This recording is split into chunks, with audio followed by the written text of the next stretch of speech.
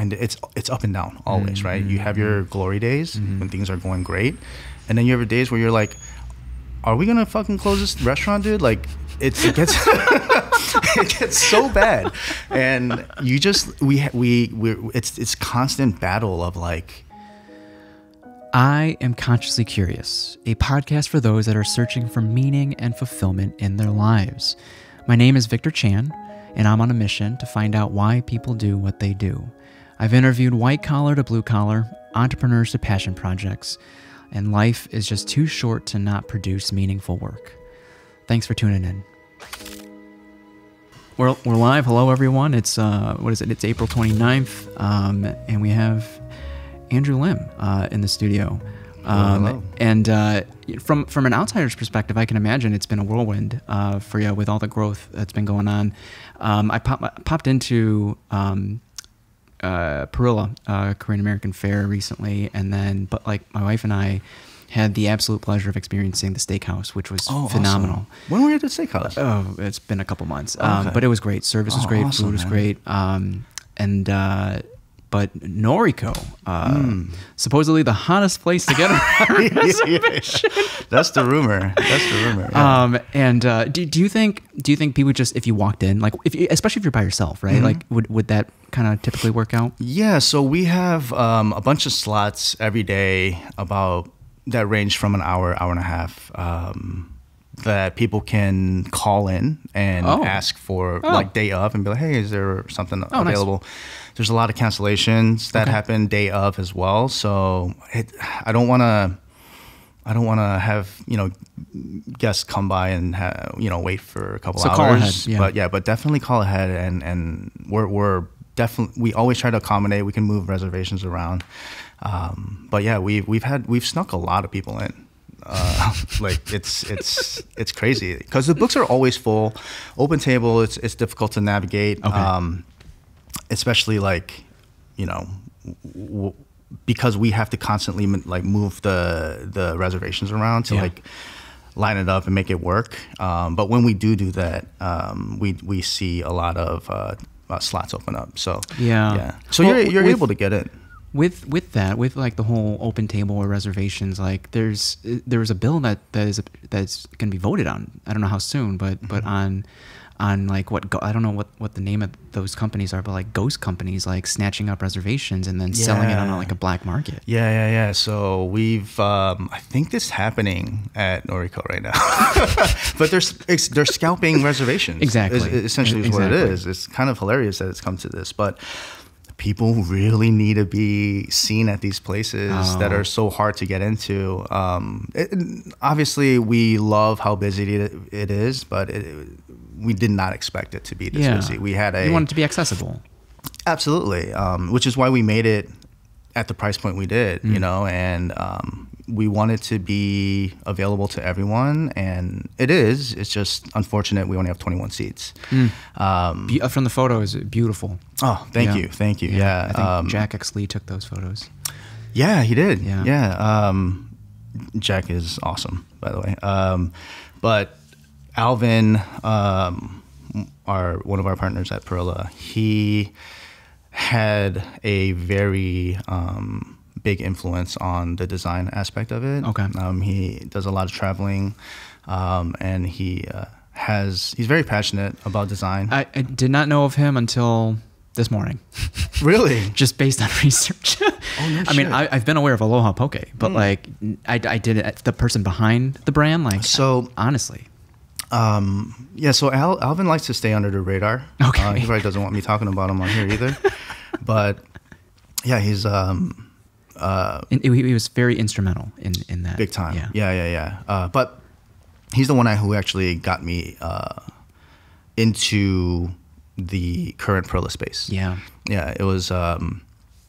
We had a couple mutual friends, and he kind of pulled me into this project, which I was supposed to come on as a consultant initially. Wow.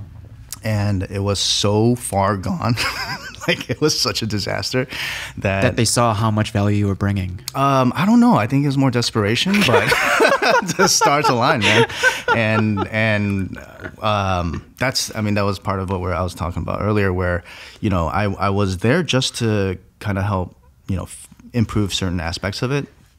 And then it kind of got to a point where I was like, this is so difficult for me to do as a consultant. I think the amount of work that it's going to take to change this place, you need to hire someone to physically be here and make this change. Did they have a chef lined up? So they had an old Korean brand there. Yeah, a popular one. And they just did not meet up to the demand or the standards. Oh. They were serving rancid meat. Oh no. They were serving it was just a shit show. Okay. It was like, as soon as I got in there, I'm like, man, Alvin, please don't open this restaurant yet. Like, give it a couple of weeks. He's like, I'm bleeding already. I have to open. This old restaurant swears that they'll be good to go as soon as we open. I'm like, all right. And this is when I was still a consultant. I'm like, all right, do what you gotta do. And 2 weeks later, he comes back and he's like, I need your help, And so I did what I could, but it was bad. Like, systems were not in place. Staff was it was a pirate ship. Like, no one gave a shit, no authority. I think they put like a faucet in one of the bowls and served it to a guest. Bro, what? Yeah, like it was like the culture, it was so toxic. Like, the staff was trying to sabotage. This wasn't their first iteration. No. This was their third or fourth. Yeah. So they kind of handed it off to the son, the prince, right? And he just wasn't able to execute. Yeah. He thought he had the training and the know-how, but ultimately it was his parents doing everything, and he was just kind of, I don't know, taking advantage of his position, and he just wasn't ready for that sort of It'll project. Eat you up. Yeah. Oh my God. Yeah. And not that I had any experience in opening projects like this, right? And truth be told, Korean was not necessarily like the concept that I wanted to open initially. My background was in American restaurants, right? Like new American, contemporary American. I just went to Formentos yesterday for the first time. Yeah. Italian, French, like that's my background. I worked under many incredible chefs. One of which was Chris Pendel of Swift and Sons and the Iboga Empire. But so this was not in the plan, but because I grew up with this food, because it was so important to me, and that it was such a misrepresentation of Korean food and our culture and our people, I felt just a strong obligation to make this work, which is why I even came on in the first place as a consultant. And then, when Alvin agreed to give me that opportunity to try and flip this thing, become a partner at the restaurant, I knew right away, I was like, I need a partner. I need a second half. I need someone to take over the front of house for me, because I was extremely occupied with fixing the back of house, the food, the menu, staffing, etc. And luckily I had someone in my back pocket. He was currently working for Let Us Entertain You. But he had opened restaurants for Roka Core, nationwide. Out in San Francisco and Houston, in the suburbs here, Old Orchard and Oak Brook. But so Tom was, had a lot of experience, a really important, pertinent experience to opening a restaurant. Yeah. And so I really wanted him on board, right? Because he was not just good at, the technical things, but he had charisma. He knew how to inspire his staff. He knew how to cultivate like an environment of empowerment, and he had such a good vibe about him. Yeah. As you know, you've Yeah, this was so. But like for both of you guys, this was the next level in your professional journey. Yes. Was there a pay cut? Oh yeah. Right. Like coming from large corporations like that, I can assume there was a pay cut. But now there's this prospect of becoming a partner. Right. So for me, I would say it wasn't really a pay cut. Chefs don't get paid that much, especially back then. It's different today. We try to make sure that we pay above livable wage to our chefs, and so not much to lose per se. Yeah, for you. Yeah.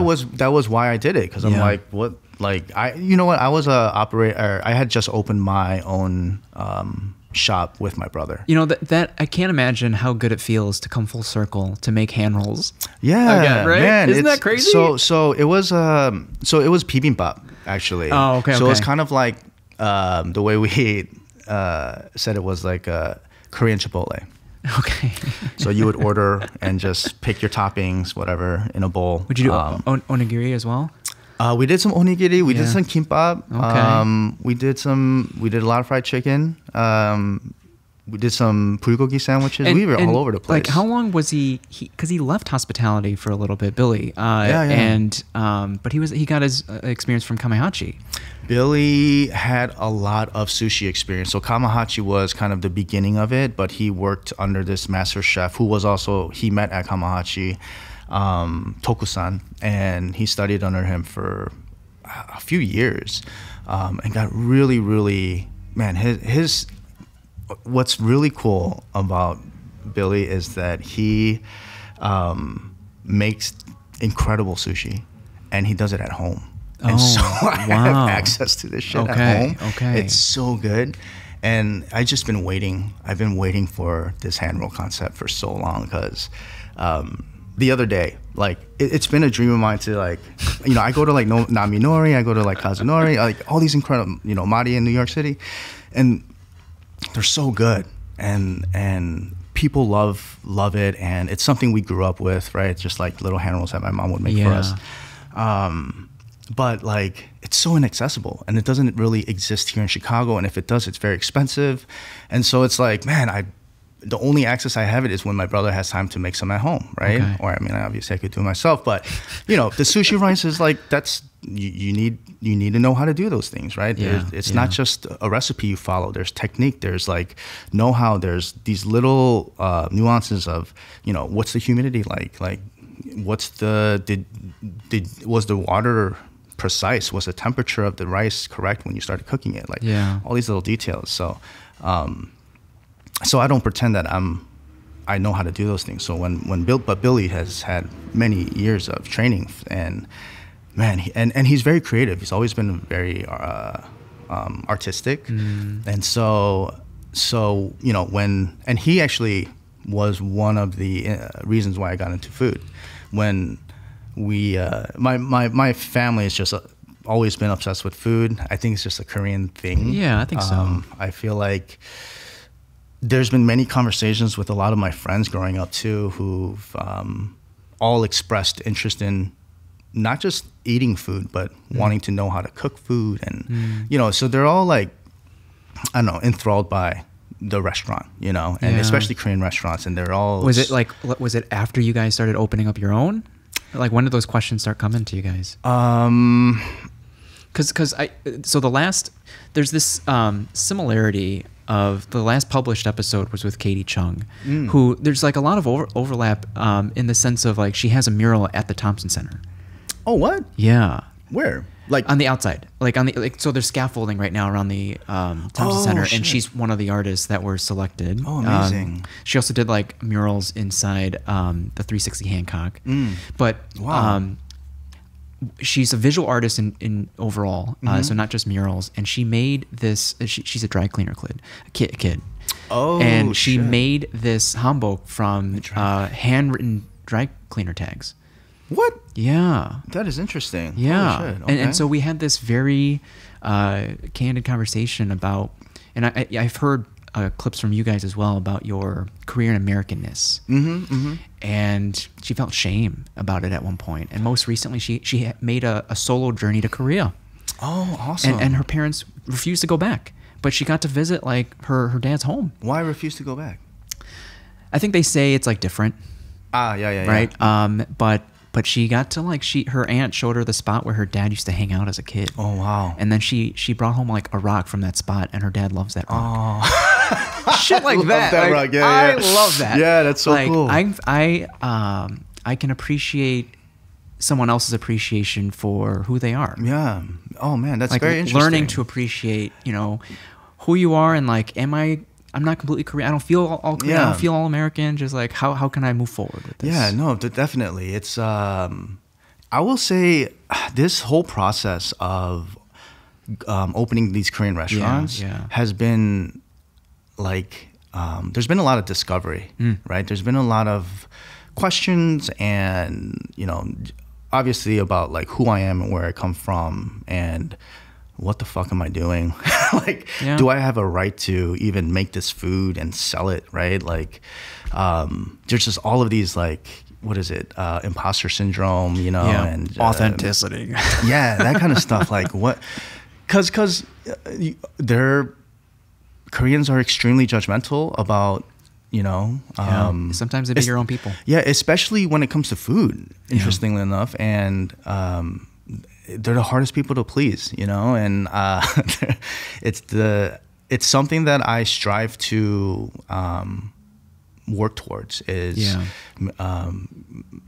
continuing to evolve the food that we do so that it is pleasing to, like, that's who you want to be validated by. Yeah, I remember I believe I read an article in Eater that you guys like would maybe one day want to do like the post service meal, like post-church service meal. Oh yeah, man, that's it's so but knowing now what your dad does, like, it makes so much sense too. Yeah, definitely. I grew up with that shit, man. But like, it's so homey, right? Mm-hmm. It's so comforting, and that's why I think Koreans gravitate towards Korean food. It's so funny that anytime I travel or go to a different country. And this is a conversation I've had with a lot of my friends and about their parents. They're always looking for Korean restaurants.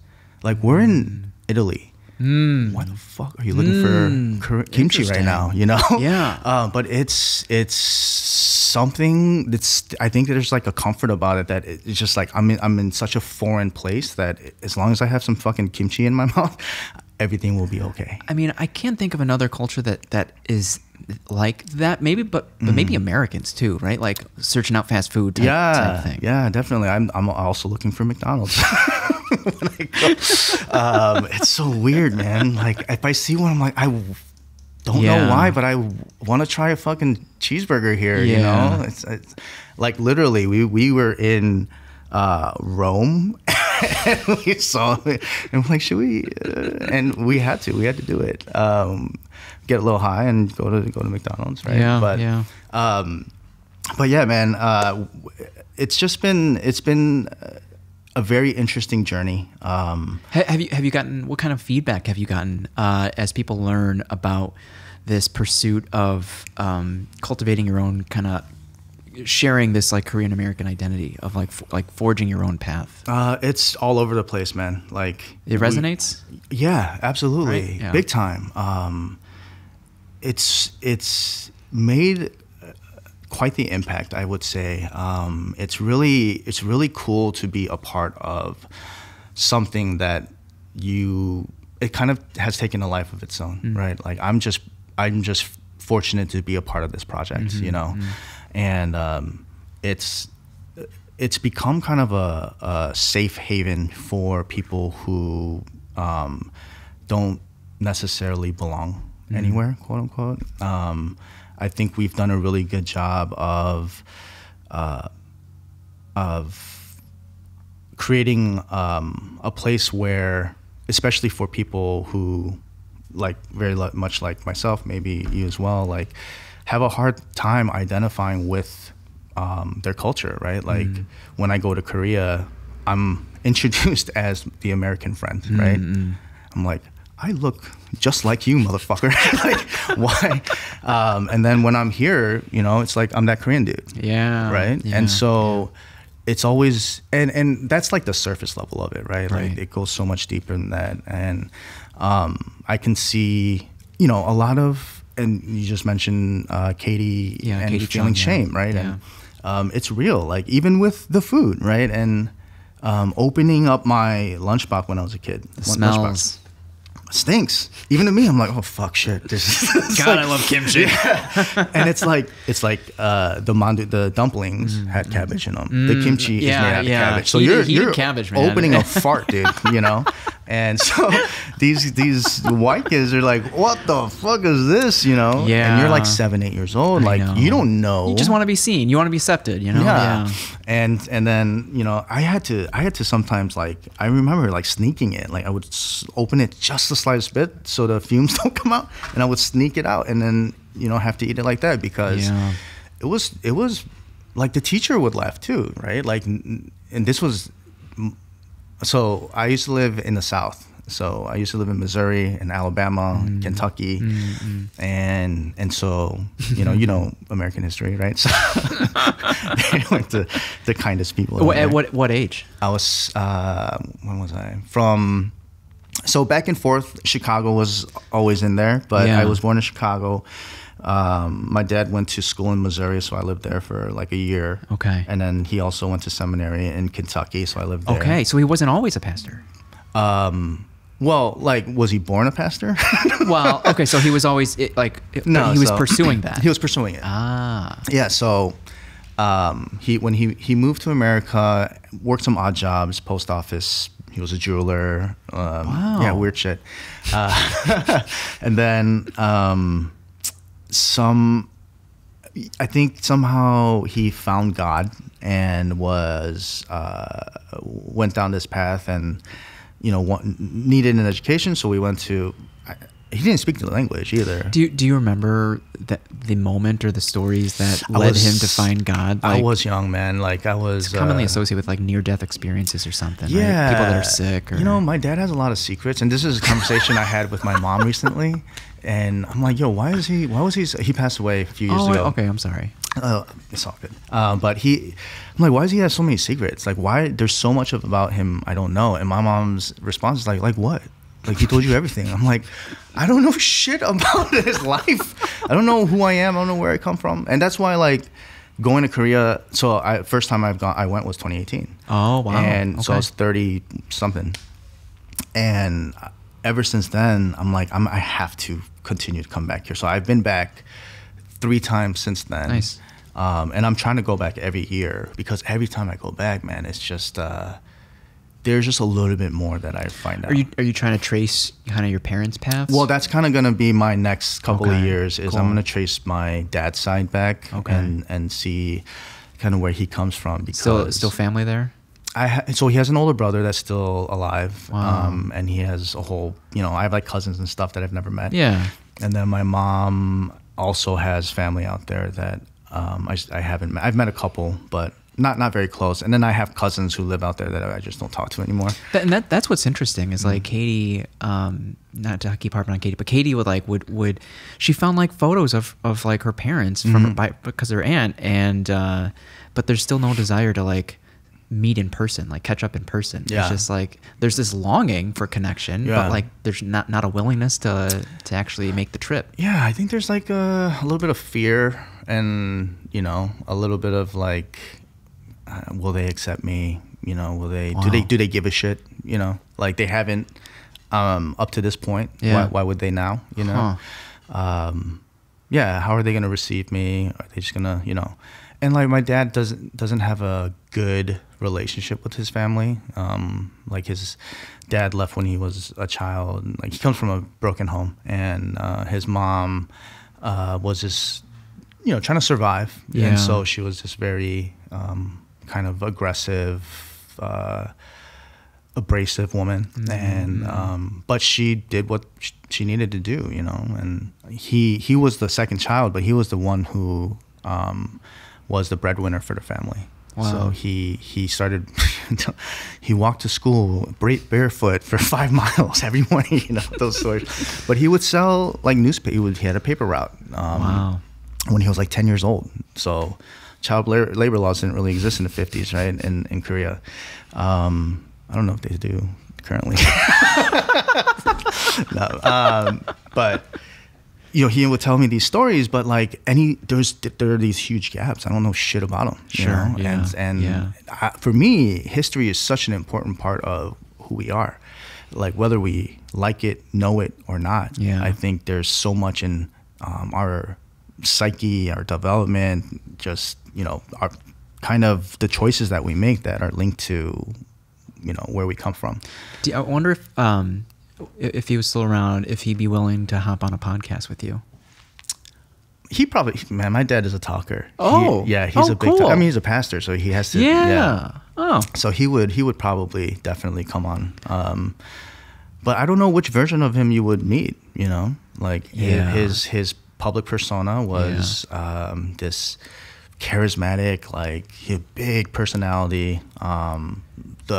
He was so well loved by the community, and at home he would beat the shit out of me, my brother, right? Yeah. And like, I mean, it's just like how a lot of Koreans during the war were raised, and he went through a lot of abuse. So just passed down. And it's just that trauma that he's never dealt with. In many ways, though, do you think he was able to break the curse when starting, cultivating his own family? No, I think that's honest. I mean, I know he tried, Okay. and I know he wanted to. We've had talks about it, as when I was older, and he just had a lot of remorse about his behavior and how he reacted to a lot of things, and his unique methods of discipline. So was this remorse conveyed via conversations? Yeah, definitely. So there was some closure. Oh yeah, man. Like, and that's why I'm so at peace with his passing. It's because I think the last 5 or 6 years, I was able to kind of rekindle our relationship without having any knowledge of that I would lose him so soon. Because sometimes that's what it does. That's the impetus to care that much more. Right. Yeah. And I don't know. We both kind of matured together. That's awesome. Yeah. It was very fortunate that we were able to kind of get there in our relationship. Mm-hmm. Yeah. Definitely had a lot of impact on the discipline that I have in my life, and in certain aspects of my life, and just like this, I can't stop attitude. It's good and bad. Stop in what? Just going forward, making progress. In what, professionally or personally? Everything. Yeah. If I'm always reevaluating everything in my life, right? Like my relationships with the people that I'm close to, my relationships with my chefs at work and my team, my relationships with my partners, and then also just who I am and what am I doing with my time, and how am I contributing enough to growing these businesses? Am I contributing enough to growing myself? Am I even thinking about the future? Or what am I doing all this for? And there's just so many contemplations that I constantly have, and the whole "am I good enough" thing, and I think that comes from that, right? Yeah. And it forces you to set a high standard, a high bar. Yeah. It's not a bad thing. But I think in recent years I've learned to kind of it's at what cost? If it's costing you, obviously your sanity. Right. And that's what I've discovered, I think, over the last few years, is it's not worth that. I want to make sure that I want to have, I want to be able to have an impact on, the people around me, in a positive way. And you don't do that by not taking care of yourself, right?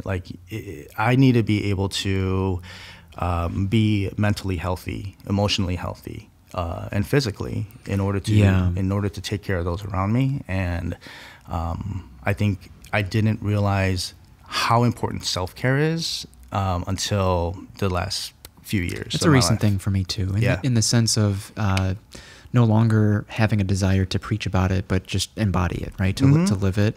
Most recently, it's just not. I think it was on Katie's or Bernie's episode, but not putting gym time in my calendar. I'll put everything else in the calendar, but nothing for myself. Oh yeah. And so when things go, they're probably the first to go.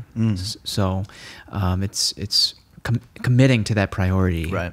For yourself. Right. And yeah, I don't know. It's just like I feel too preachy if I just keep talking about like do this and do that. Right. It's just like I don't even live it. You know, it's like you gotta like just live. And I've come to the point like of acceptance and peace of just like not of living for yourself. And then maybe that's selfish in a way, but like I don't have to, like I think having an impact is a great byproduct of living a good life. Yeah, I agree. But it's not my primary intention anymore. Right. I'm with you. I think something that I've learned is in order for me to be the best version of myself, because I owe that to the people that show up every day, right? I owe that to the people who are committed to helping us pursue this dream, you know, and making it a reality. If I don't, and this is just something I tell myself, is if I'm not working as hard or harder than everyone else, like why should they? Kind of like that Michael Jordan mentality. Yeah. And so, you know, Tom and I make it a point to not outwork everyone, but it's not a competition. But to show them like, hey, we're here, we're dedicated. Yeah, like, we're not slowing down. We're not just barking orders. Yeah. Yeah, and I think they feel it for the most. You know, you have a couple people who don't ever. Well, that's the thing. I think that also led me to no longer wanting to inspire for the sake of inspiring. Right. Because motivation and inspiration is fleeting, and if it doesn't come from within, no amount of words that come out of my mouth is going to motivate you to do it unless you really want it for yourself. 100%. And that's very interesting that you said that, because we've recently, I mean, because we want to do as much as we can to make sure that this person has been given all the opportunity and the chances to be grow successful and be successful. Yeah. But if they don't have that motivation, if they don't have that drive for themselves, I've learned that it is not my position to instill that in anyone. Yeah, I mean, you're just going to care more than they care? Right. And so, because I heard this on another podcast, was it becomes charity at that point. And that is not what we are doing. Is we don't have necessarily the space for that in a small restaurant where your margins are so important, right? Like every penny counts, especially, and it's up and down always, right? You have your glory days when things are going great, and then you have days where you're like, are we gonna fucking close this restaurant, dude? Like it gets it gets so bad, and you just it's constant battle of like, you know, and that's why we have to be so organized and so communicative and so flexible and so willing to like pivot. And like Perilla Fare has pivoted so many fucking times, man. And like from when you took it over, did you guys even renovate the inside from the previous place? Because I know you did you did recent renovations. Yeah, initially it was like these, you know, shitty bullshit cork tables and like these like chairs from some abandoned elementary school from the fucking 1950s. Like it was just bullshit, and we made it work, right? And we tried to like, you know, clean it up as much as we can, but we knew what our priorities were, right? And that wasn't what needed fixing. It was everything else. So we needed people to want to come back, you know. And so that's what we fixed first. And also the service, you know. Tom is an incredible hospitalitarian. Yeah, is that a word? hospitable. Yeah, and he's man, so good. One of the best general managers, just partners just I've ever had the pleasure of working with. Yeah. It's rare to find someone, so rare, man. First of all, you get along with, but then second of all, that cares just as much as you do. Yeah, and like I never have to question that. And hopefully he doesn't have to question that about myself either. But it's just been such a fucking blessing, dude, to be able to have someone who's in it, you know, and like we don't agree on everything, but what we don't agree on, we are so good at talking, like figuring it out, yeah. you know, and like that's not always the case, you know. And you look at these like, you know, partnerships that last 20, 30, 40 years, and before I couldn't imagine like, how do you even work with someone for that long? But now I'm like, I hope that Tom wants to work with me for that long, you know. And yeah, it's been pretty magical, man. And like, I think a lot of it is, or I would say it's because of his contribution and Alvin's that we've been able to get to this point, right? Yeah. But yeah, man, what were we talking about? Who knows? Yeah. But you know, let's briefly touch on. You also said that you were pre-med at a time. Like, how deep did you go in pre-med before you hopped into the culinary world? So let me see. I took my MCATs. You were deep. I was deep. Yeah. Yeah. I graduated university. Was it in Illinois or? I went to Loyola. You went to Loyola. Okay. Yeah, and like it was. That was the only thing I not wanted to do, but that was what I was going to do, right? Who gave you these ideas? Who gave me the ideas? So the conversations I remember when I was like deciding to change careers, my parents convinced me that it was me who came up with these ideas. But I remember like when I was young that these were the occupations that my parents would talk about and that they would praise, right? And they're like, oh, if only you were a doctor, or oh, if only you were, you know, and like one day you can be whatever. And it's like, all right, I guess I'll pursue this shit, you know? Yeah.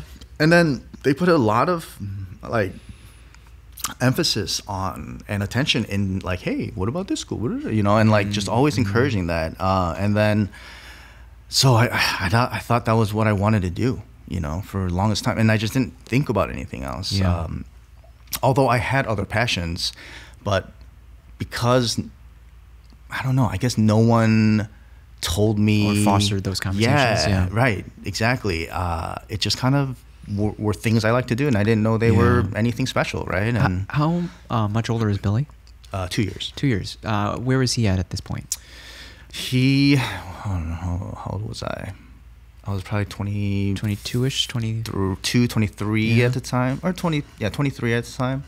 So he's probably had left the culinary world by this time. Oh, wow. And he's working for LG. Yeah. A Korean company. Yeah.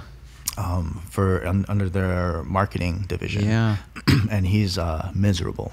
Oh. Miserable, dude. He hates it.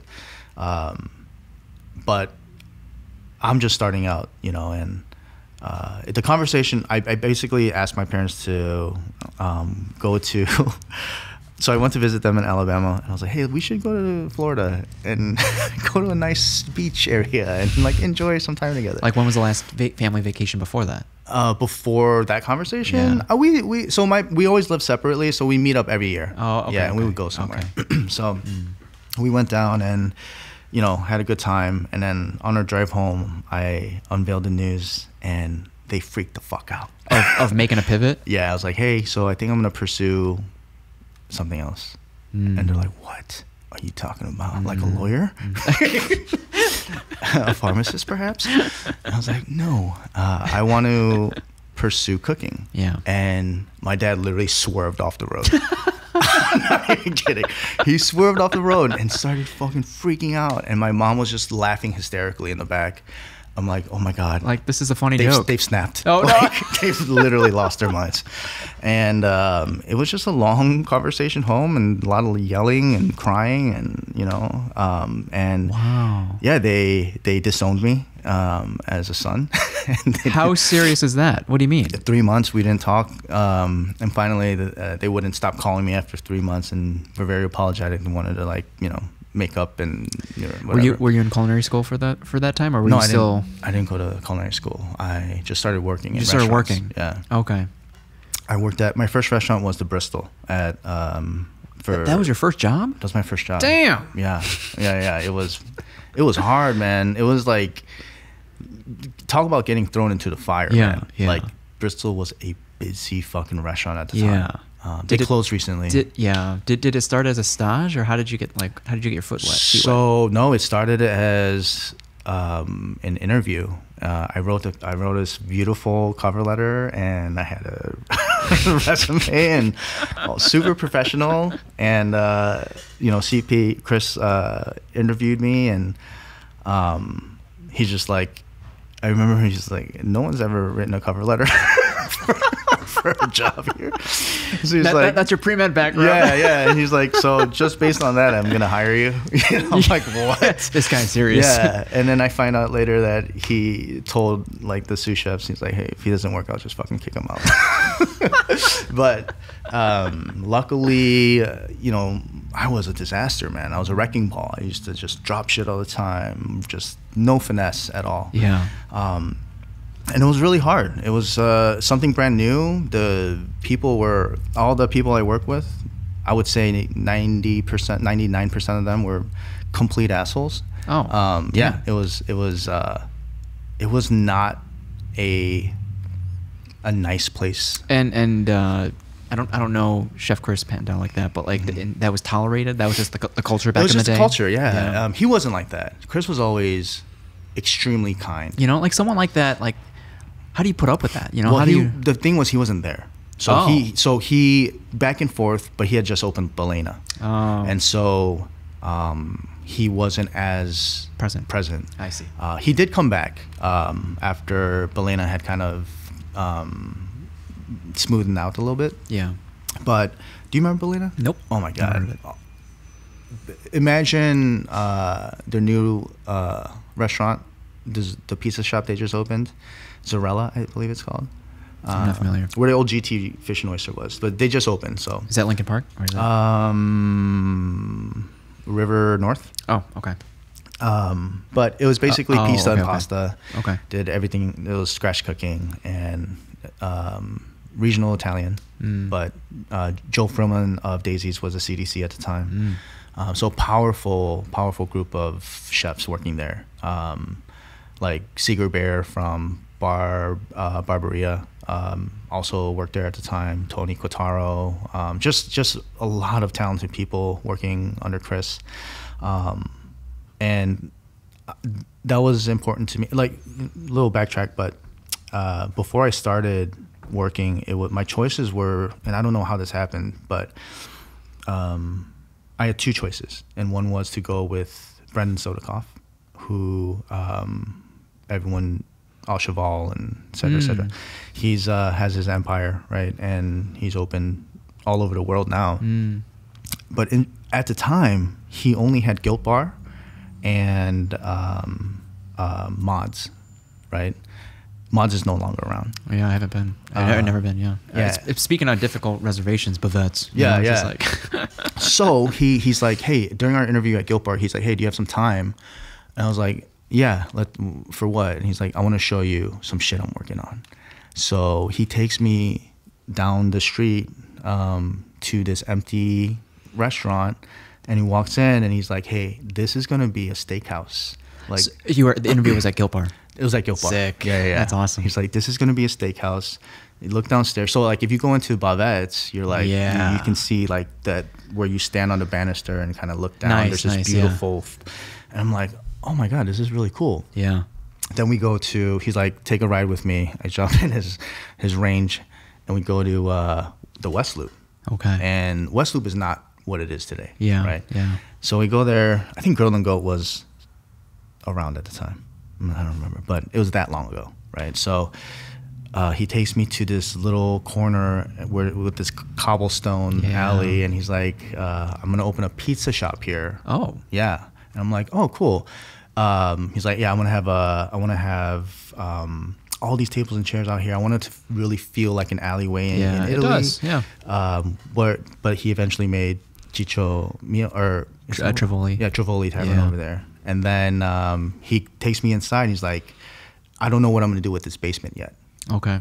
But it turned into High Five Ramen and Green Street Smoke Meats. God, what an empire. Yeah, man. That's cool. That's inspiring. And then the last spot, he's like, hey, this is going to be a little diner on the corner of Halstead, right? Is that Armitage or? No, this was Au Cheval. Oh, that corner. Okay, he had all of these projects in mind when he just was at Guild Bar. Wow. Yeah, so that was so tempting for me. But the interview I had with Chris was, he was so passionate about food. He was so knowledgeable. He was like, he had such a kind like demeanor about him. And like, he was so different than everything I've seen up to this point. You're closer to the source per se. Yeah. Yeah. Right. Exactly. And, you know, the business thing, I was like, man, I think I could figure that out. Okay. The food is what I need to learn, you know? And so I stuck with Chris. Yeah, I mean, at all those hog salt places, there's a theme, there's a brand to it, and that's there. I don't know, that's not a good or bad thing. It's just it's palpable though. You know, like you enter and it's like, oh, this is hog salt. This like is a hog salt spot, for sure. Anywhere in the world, you'll recognize it. Yeah, yeah. If you were to backtrack a little bit more, what or who got you like exposed to culinary? Was it like TV shows? Was it someone? I mean, I feel like a lot of people say this, but Anthony Bourdain. Oh, it was, okay, cool. Yeah, I didn't realize what an impact he had, you know, globally. But at the time, he had a show, I think it was on PBS, but it was a Cook's Tour is what it was called. Before No Reservations. So many iterations of that type of show. Yeah, and I was with my friend Danny, and we were just like, you know, chilling in the apartment, probably getting high, watching this. And he was at the French Laundry. And I forget who he was with, but Thomas Keller basically made this dessert with Marlboro Red tobacco. Oh, so what? he like took a cigarette, because Anthony Bourdain was a huge smoker. Oh my God. Like chain smoker all the time. So he like unwrapped a few Marlboro Red cigarettes. Yeah. And he made a panna cotta out of it. Oh my God. Yeah. And you know, it's a 3 Michelin star restaurant. Yeah. And I was just like, that's hospitality, huh? Yeah. It was so like, what the this guy, this chef, this, you know, highly decorated chef, one of the greatest in the history of food, is going out of his way to please this fucking degenerate, you know? And I'm like, that is incredible, you know? Like, that is hospitality. And well, I loved on the previous podcast your story of meeting Thomas Keller. Oh, that was great. Yeah. Oh my gosh. Great. Well, you know what? So working with Chris was like maybe the best decision I've ever made in my life. One of them, right? One of the ones that have had the greatest impact on who I am today. Because within the first year that I started cooking, I cooked for Thomas Keller. Like, we did a dinner with him. Yeah. It wasn't just like he came to the restaurant to eat. It was all closed out, his whole team. Yeah. And no, well, not his team. It was our team. Oh. And we had like so many people wanted to be there, so we had like 20 fucking line cooks. This line can fit 6 max.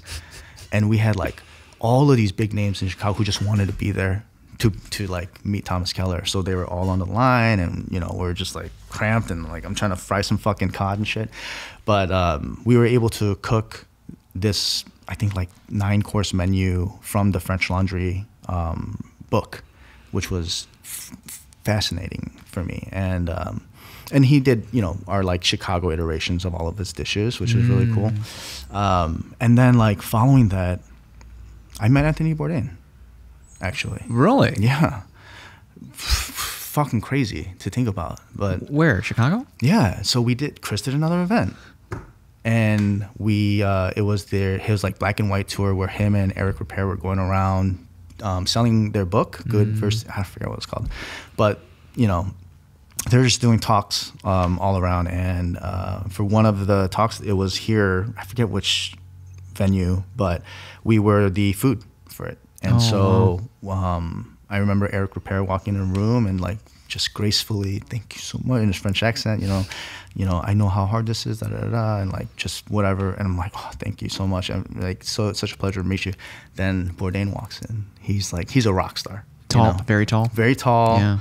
Just an entire bottle of hair gel. Like he like it didn't move. He was like, but he was just like super cool. He's like, yeah, cool, thanks guys, and then walks out. I was like, So what is that? How do you feel? Is that anticlimactic or like, or? I think it was expected. I don't know. Yeah. I don't want him to be like, yeah, change who he is, you know? No, yeah. It's kind of who he, I like that it was consistent with who he was, but that's true. Afterwards though, he was down to like, after the signing and all this shit, yeah, he came back around and we're cleaning up and I'm like, chef, and he's like, and he started talking, he was happy to have a conversation, you know? Anthony Bourdain. Oh, nice. It was very short, very brief, took a quick picture. Well, what do you even ask someone like that? I think I was just thanking him. I'm like, hey, chef. Right. Yeah. It's like if I were to meet, like I don't know if you guys have this like Mount Rushmore of podcast guests, like, yeah. But like, I don't know. I don't know what would I definitely ask? Do. Yeah. Besides saying thank you for being who you are and like what you've done, and right. Yeah. That's what it was. It was just like, and this was way before I started this like gratitude practice, but I was just like super grateful to be there, you know, and like, cause he was the reason I was there, right? He inspired me to like, want to explore Korean cuisine or food in general, you know, and, he kind of introduced me to the idea that like, people are like, we are defined by a lot of us. Food defines a lot of us, right? Like who you are, your culture is defined by your food in a lot of ways. And, you know, because of this show where he was able to travel, and you see that there are these vast differences, but also a lot of similarities between cultures when it comes to food and preservation. And, you know, and even just like his exploration of Korea was so intriguing, right? To see it from his perspective. And he shined a lot of light on things I didn't even think about, right? And like, there's a huge divide between the wealthy and the lower class. And it's palpable. Like you feel it when you go to Korea, because it's not like this side is the ghetto and this side is the fucking, it's all intertwined. Is it like urban or country? Urban or rural? So or? I'd say it's urban and not rural. It's urban and poor. Urban and ghetto. Yeah. There's a lot of areas that these brand new beautiful buildings, and then right next to it, it's just like this rundown apartment building. You know, where like literally like 4 people share a little studio. You know, like the real estate. Korea is a small country, so the real estate is extremely expensive. So you just go up. Yeah. And the number. Well, there's actually a crisis in Korea and Japan right now with the population, because people aren't having kids. And so are they incentivizing it?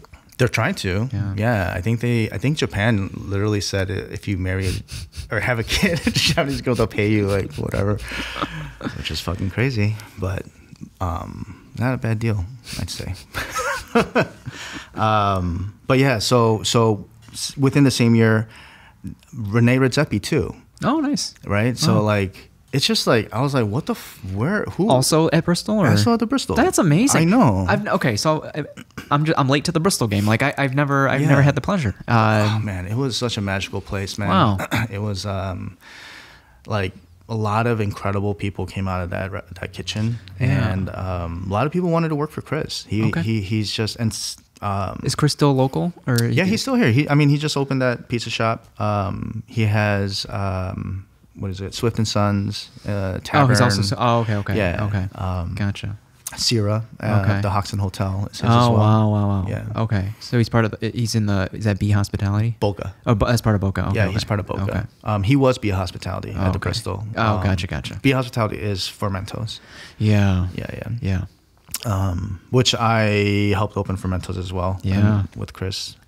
But yeah, Chris was just like he was a very special human being at that time. He still is, but just he had a humility about him that you didn't necessarily see in a lot of chefs at the time during that era, right? And he was immensely talented. He was a wealth of, he was an encyclopedia, man. He knew so much. And one interesting thing he said to me once that like really kind of made me change my outlook was, and this was simple, was I'm like, chef, how do you know so fucking much? Mm-hmm. Like, how are you so knowledgeable? And his response wasn't this like long-winded whatever. It was just, he's like, why don't you? It's like, you know, but it was like, it's as simple as like, you're capable. You can do it too. It's like, I'm not special. You can be curious too. Yeah. Right. And so consciously curious, perhaps. Yeah. But, you know, and ever since then, it's just like put my head in books, just like trying to read and learn and just educate myself on not just food, but business, you know, and I feel like I've learned a lot, more than I would ever have imagined, been a part of some incredible experiences that never planned for, you know, by making that decision to follow something that I love to do. Right. Crazy. Very crazy, but it's very authentic and it's organic, and I'm sure your parents are proud now. Yeah, I think so. I'll tell you something. Before the steakhouse, I would take my mom to like nice restaurants. You know, I wanted to let her experience these things because, like, growing up, the best restaurant we went to was Red Lobster. You know. Yeah. And so for her to see these places, I was just like, Mom, look at these places. Aren't they great? And there's just something about that they don't care. Old Koreanness about her, but her response wasn't like, yeah, it's beautiful. It's, when are you going to be successful like this? Oh my God.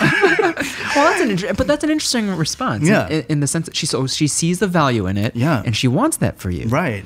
But the way that she communicates that, it's so like, you know, and you know, I've gotten used to it and I laugh about it now. Yeah. But before it was like a fucking dagger in the heart every time, you know? So, but there's a level of acceptance that of the industry you chose to pursue.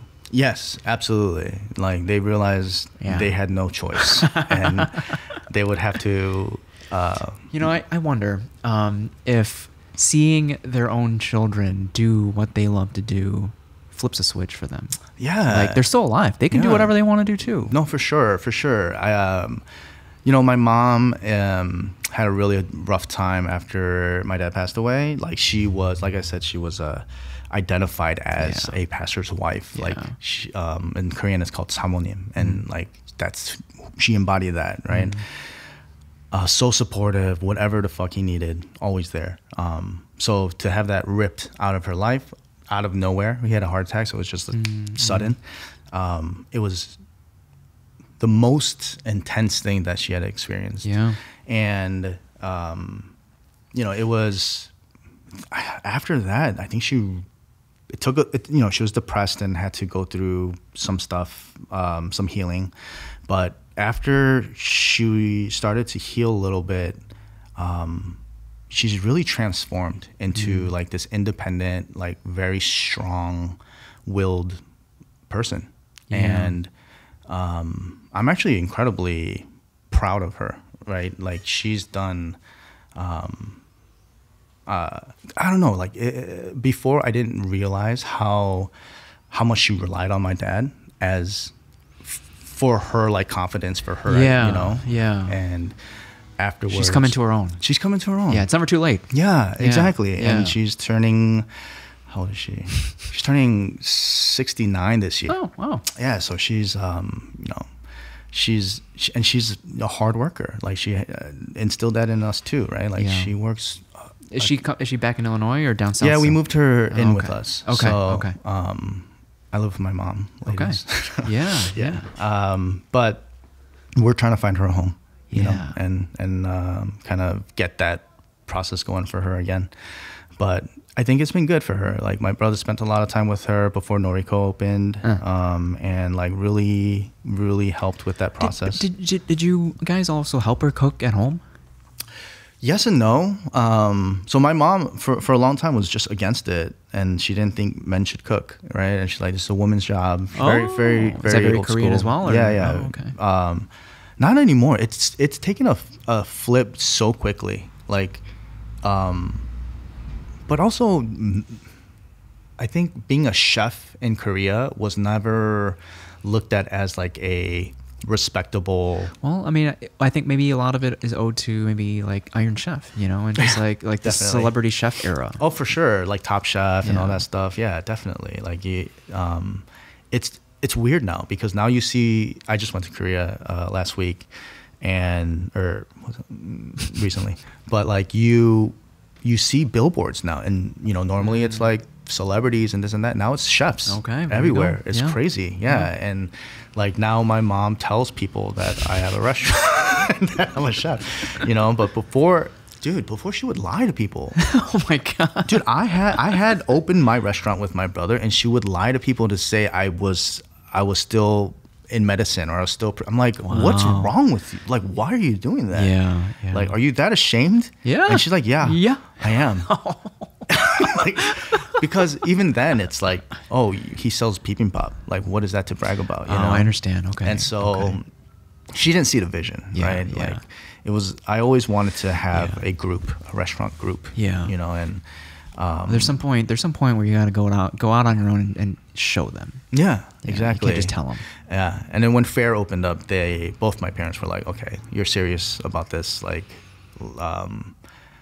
I don't know. It's what was their first time coming in? Like, maybe friends or family, or like what was their first experience? No, like? It was we were open for a couple of months before they came by, but my dad was just like, dude, I'd never have had meat like this before, like the Wagyu. Yeah. Just like, what the fuck is this? I mean, he didn't say that.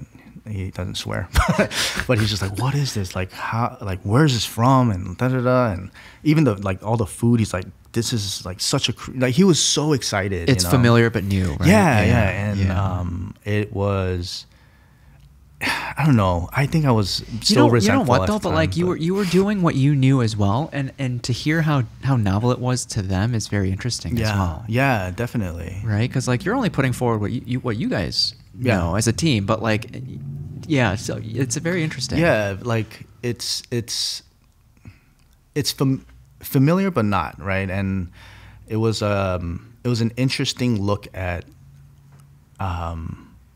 my interpretation of what my experiences were, and so like it may not taste the way that they imagined it to taste, but it's like this.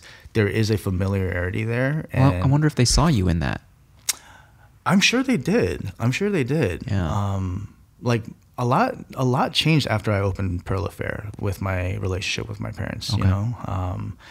Yeah, they were definitely. My dad looked at me. I think that's also what helped with our relationship, our healing. And I've come to terms with like their concern comes from wanting security, right? That's all, right? And when you realize that, you've accepted like why they are the way they are. Right. There's a fear, right? And it's like, hey, we sacrificed everything. To come here. And you're gonna go cook. Right, you're gonna forcibly put a hard life on yourself. Right. Like you're choosing this shit, dude. Like what the fuck? It's weird though. Like I physically cannot sit in an office or like do that type of work. Even today, when you're telling me about this AI shit and like all this technology, I'm just like I just never have had the patience to do that. Like I'm a very hands-on type of person. Like, and I don't know. I just want to keep diving into yes food. Yes and no. In the sense of being able to choose what you want to be hands-on with. Sure. Because especially as an operator, there's always something to do. But if you can build systems in place to either automate or offload to someone else, then that frees you up to do what you really want to do or continue ideating about the next thing. Right. Which has been the exercise, I guess, for us over the years is like, how do we systematize everything so that we are not here 7 days a week, you know? Like it, and then even like opening, these new restaurants, it's like, man, we are stretched so thin, right? Because we're learning how to operate more than one thing. We're learning how to be in more than one place at once, and it's proven to be quite the challenge. But we're surviving and we're evolving, and we want, even though it's like very difficult, we're still talking about the next thing, and we're like, it's just, I think one of the goals we had when we first set out to do this between Thomas, Alvin, and I was, we wanted to have this presence that represented people of color. We didn't feel that growing up in this industry. I mean, look at all the restaurants that Tom and I both worked in, you know. It's like white on white on white, you know, and nothing wrong with that. But even like the James Beard recognized it, right, in 2020, how it was a fucking boys club. And most of the nominees and winners were always white males, you know. And that was a problem because it was them who were choosing who were going to be recognized and choosing who was going to win. And so... And then you don't want the pendulum to swing completely to the other side. I don't know if Black entrepreneurs felt this, but like after BLM and George Floyd, it's just like, and people are hyping up Black-owned businesses. Right. And it kind of like moves away from a meritocracy in the sense of like, just because you're Black, we're... Right. You know, it's like that sucks. It's got to be both. I mean, it's yeah. It's just there needs to be more fairness, more justice, 100%, right? More exposure. You know? And I think that's what we wanted to do. It's like there hasn't been a serious restaurant a Korean restaurant in the downtown Chicago area for a very long time, if ever. And so Perilla, part of the goal was like we want presence here. We want you to know. I'm probably missing a few, but what the other two, not in downtown, but what Parachute and then Zhang as well. Chung, and Parachute, they're both around. Also, recently Mr. Tiger just opened up. I think there's Soju Barbecue or something like that. I can't remember, but there's quite a few now, you know. But there was definitely a K barbecue phase too. There was a K barbecue phase for sure. A lot of K barbecues popped up, you know, but nothing like this. Nothing where it was like run by English speaking, you know, like Korean Americans, right? You know, because we came up in this industry in Chicago, like we're Chicago boys, you know, and so we felt like we were absolutely part of this community and that we wanted to contribute who we were into this community. And and also like I noticed there were so many Korean people who worked at Boca when I worked at Boca, and we didn't know each other. And I was like, why is that? Why is there no Korean community here anymore, right? And so I made an effort to like meet every single Korean person that worked at Boca and build a relationship with them. Nice. And today, some relationships that I built because of that still exist. Nice. You know, and it's with these incredible people that I never imagined. You know, I would have relationships with, and it was all with the hopes to connect us and build this community. You know, and I think through the Perillas, like it's been absolutely insane. Like, even just like, you know, getting to meet you, like getting to build these relationships, not just with Korean chefs, but chefs in general, right? And like people being interested in like what we're doing. And, you know, I think it's just cool to have this platform to really uplift and showcase our culture, you know, not just Koreanness. There's a deeper conversation than just food too. Of course, right. And food is the vessel, right? Food is like, that is how these conversations begin. Right. Like I always say, like wars were solved over a meal, you know? And so like, I think food is such an easy way for anyone to come together at a table, you know? And you mourn with food, you celebrate with food, you know? And so, I don't know, I thought food is such an important part of being a human being. And I don't know, it's just something that I've been obsessed with from a very young age. Like you asked if I helped my mom cook, and because I think I saw a statement in Eater about it. So I would, but she was always like, you know, if you want to be a man, you know. But when my parents worked a lot, and when they weren't home, and I was a kid, like 9, 10 years old, it was just me and my brother at home. He would kick my ass all the time. In video games or just no, in real life. Yeah, he like threw a stick at my face and like cut my face open. Oh my goodness. Yeah, it was crazy, dude. We're bad kids, but we would cook as children. Oh, together. I would make fucking chicken teriyaki like from scratch, dude. Like as a 10-year-old kid, you know, and like, you know, Billy would make all these crazy shit. My dad would always show us like, you know, like things that he loved to eat, like the omurice where the egg kind of. No way. Yeah, he would show when we were little. Like, so your dad was a foodie? He was a foodie. Oh, okay. I didn't like, but for some reason he didn't want me to cook. Because that was a recent trend that you know blew up on social media. Right. As well. Yeah. But he has always been into food. Ah, so cool. Crazy. So he would, anytime he visited us, he's like, "Can we go to like, are we gonna go to Gino's East? Are we gonna go, you know, get some Pequods?" I'm like, because he loved Chicago pizza. He loved like gyros. He loved hot dogs. He, you know, like really Chicago food. And he would always seek that out. He would always, you know, feed. And then I would be able to take him to these places. Like I took him to Boca and like, nice. Because he's never done these things. And it's just it's cool to like share that, you know, with my family. And, and to see their excitement and to see like, you know, them buy into kind of my life, you know, what I'm doing. Yeah.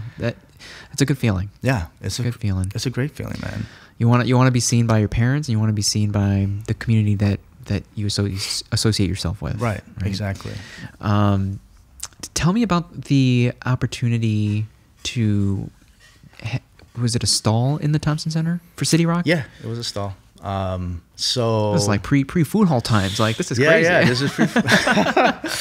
It was so it was funny. So our arch nemesis Panda Express was there, and then Burger King, Taco Bell, KFC, like all of these like super fast food places, and it was just City Rock. It was a bibimbap shop, and initially I thought it was a good idea, but being there for a while, I mean, it did fine. Okay. It did well, but it just didn't do as well as the other spots because they're selling food for $4 or $5 and you can have a lunch. We're like $15, $16 and people are freaking the fuck out. I gotta be really curious. They're like, why are you here? You know, like, I don't know, man. I'm just trying to make it, bro.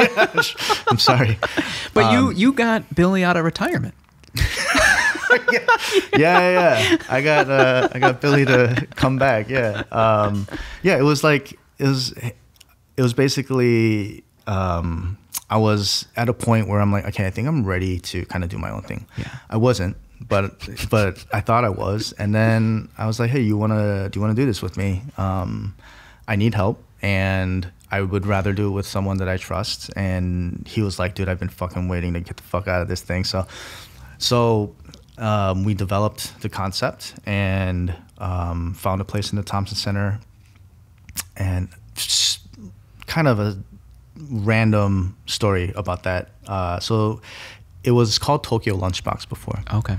And the guy Jimmy was this hard ass, and he's been in the industry for 30 years by this point. He's an older Korean gentleman, and his initial conversation with my brother, I wasn't there, but Billy was just like, dude, this guy fucking sucks. He's kind of an asshole. He's just kind of like, he's hard, you know?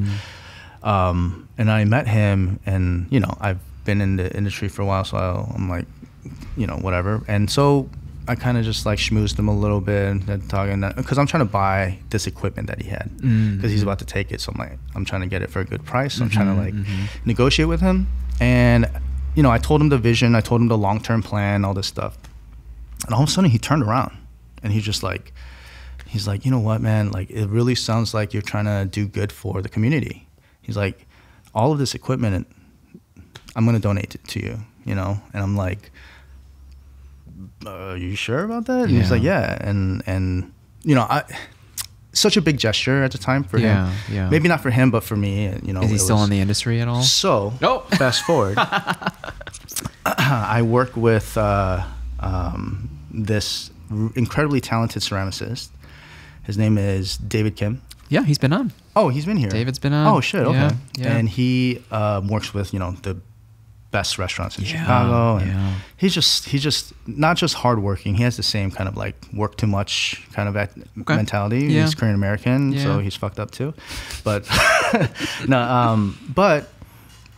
we get to talking, and he's like, "Hey, did you know that your City Rock was in the Thompson Center was it used to be Tokyo Lunchbox?" I was like, "Yeah, I know Tokyo Lunchbox. Yeah, I know Jimmy." He's like, "Jimmy's my dad."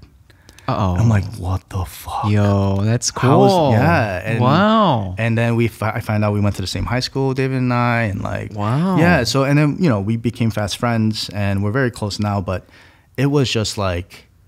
It's just like full circle, wow. And to like work with his son, and just to know like where he comes from, and like to know his father is such a generous human being. So is his dad retired now, or is he still in the industry? No, so he has a spot up in H Mart. It's a sushi South spot. Loop H Mart? No, the one in Niles. Niles, nice. Yeah. So amazing. Yeah, if you guys go, please pay him a visit. Yeah. He has a sushi spot in the corner of the food court. Yeah, and him or David's mom are always there. Amazing. Yeah, and they're so sweet. Every time they see Billy or my mom, they just like give them free shit. Yeah, and he remembers us, Mr. Kim. He remembers like that. And he's just like, I can't.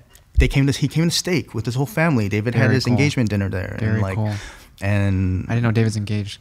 Yeah. Congrats, David. And I think it was kind of recent, like late last year. But seeing his dad there, it was just like, dude, look where we've come. Remember, what do you think? Was he just tired? He wasn't having conversations when you were trying to buy the equipment off of him. Like, I think he was just jaded, man. I think he's just like. Just constantly running into the same bullshit, like as a Korean man who doesn't speak very good English and has an accent, I'm sure this industry was not very kind to him, and dealing with vendors and licensing and permits in the city and all that shit. Like, I'm sure. But even your Korean Americanness didn't break through that. Not immediately. Not immediately. Not immediately. But I think he. I'm so sorry. I silenced my phone too. I think he felt like that. The genuineness. Yeah, I'm like, yo, this is like, you can be a hard ass, that's fine. But this is what I'm trying to do. It's like, if there's any way you can contribute to that, or if you want to, like, fine. If not, like, that's fine too. But just know this is what I'm doing. And I'm talking to you about it because it looks like you've been in this industry for a while. And then, I actually asked him for some advice, I'm like, because he had this place called Araon, which ironically, this, a young cook named Nathaniel Kim used to work there, who is now the CDC. I just connected with him on Instagram. Of Obelix. Yeah. And he said, I have his dream job. What? He wants to just chat and have awesome conversations. Really? Yeah. I didn't know that. Yeah. That's so that's also Kimchi Kids was that. That's what Tom and I wanted to do, was we wanted to, it was selfishly, I wanted to meet like a lot of cool people, and this was a cool platform, kind of a hack to do it, right? And like, dude, during our first, even Kimchi Kids was crazy, dude. We got Noah Sandoval, we got Curtis Duffy, like, that was a great episode. Jennifer, like, what the why were they even sitting with us? What did I do? Because I prepped with your episode for Danielle from Monsoon Pottery, and then I'm prepping for Annie from Volition Tea. Oh shit! Yeah. Also incredible people, and like powerful women, and you learn so much during these like random conversations. But also, like, behind the scenes, you're learning so much. I don't know in what capacity Angeline and the other co-host Mary are with you guys, but like, you learn so much about each other, just operating this show. Big time. We learned a lot about each other, and we made In Process together, which came from Kimchi Kids. I do have a goal of bringing the Kimchi Kids back, though. So, I don't know. I just thought it was a really fun and interesting idea. Not unique in any way, but I just thought it was I don't know, for Tom and I, a cool way to express creativity in a different way. Right, exactly. It was a lot of work, as you know. It ain't easy, man, and it takes a lot of time. I'm like 9 episodes behind in the sense of like I tried holding myself to a weekly published episode, and but it's like a lot, life or I shot a wedding like a little over a month ago, so like editing photos, like there's other things that I get paid for. I need to prioritize. Of course. Yeah. You do photography and stuff? I do. This is the year where I don't want to do weddings for strangers, at least. If I know you and you really want me to do it, I'll do it.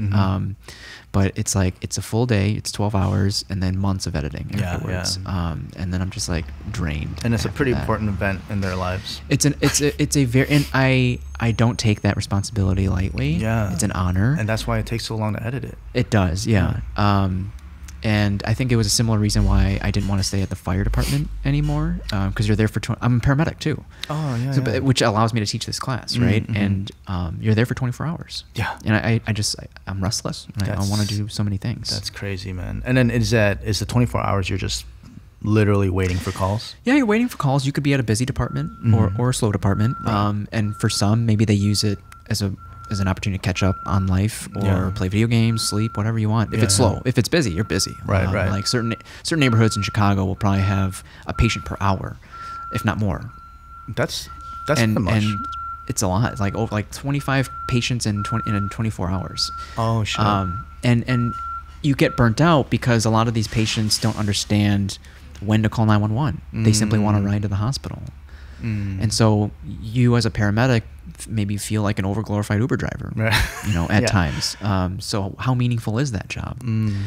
Yeah. So I miss it. As I'm sure there is in a kitchen, there's like anytime you do something difficult collectively, you ultimately, inevitably become a family. Yeah. So when you cook together, clean together, save lives together, or serve food and nourish people, make people happy, and celebrate the great times, you inevitably become a family. Yeah, I agree with that. We are at Perilla Fare. It's a very familial team. Like these, and they're different eras of staff. And every era, these guys are so tight, man. Good. It's crazy how close they are. How much at this point in time, like 6-7 years down, like how much of you and Tom play into that culture, or is it like it's a thing that has kind of fed itself by now? Yeah, I mean, it goes up and down, and I think like we noticed that if we aren't. I mean, the management team is doing an incredible job. Like, don't get me wrong. Like, my chefs are not just like talented in a culinary sense, but they're extremely responsible and thoughtful, and they really fuck with the culture, Nice. And front of house, we've been having a little bit of an issue just finding the right fit, but that is because the culture is so important to us. Yeah. And so we wanted to make sure that we had the right personality, but also had the skill sets, which is hard to find. Yeah. I mean, it's everyone says this, like you can't shape personality in some sense, right? So like that's kind of takes precedence over skill set. You can teach someone certain skills. Absolutely. And recently we've been lucky to find this incredibly talented manager who's eventually going to take the helm at Perilla. But and that's the I think the key is like to promote from within. She's from the outside, but yes.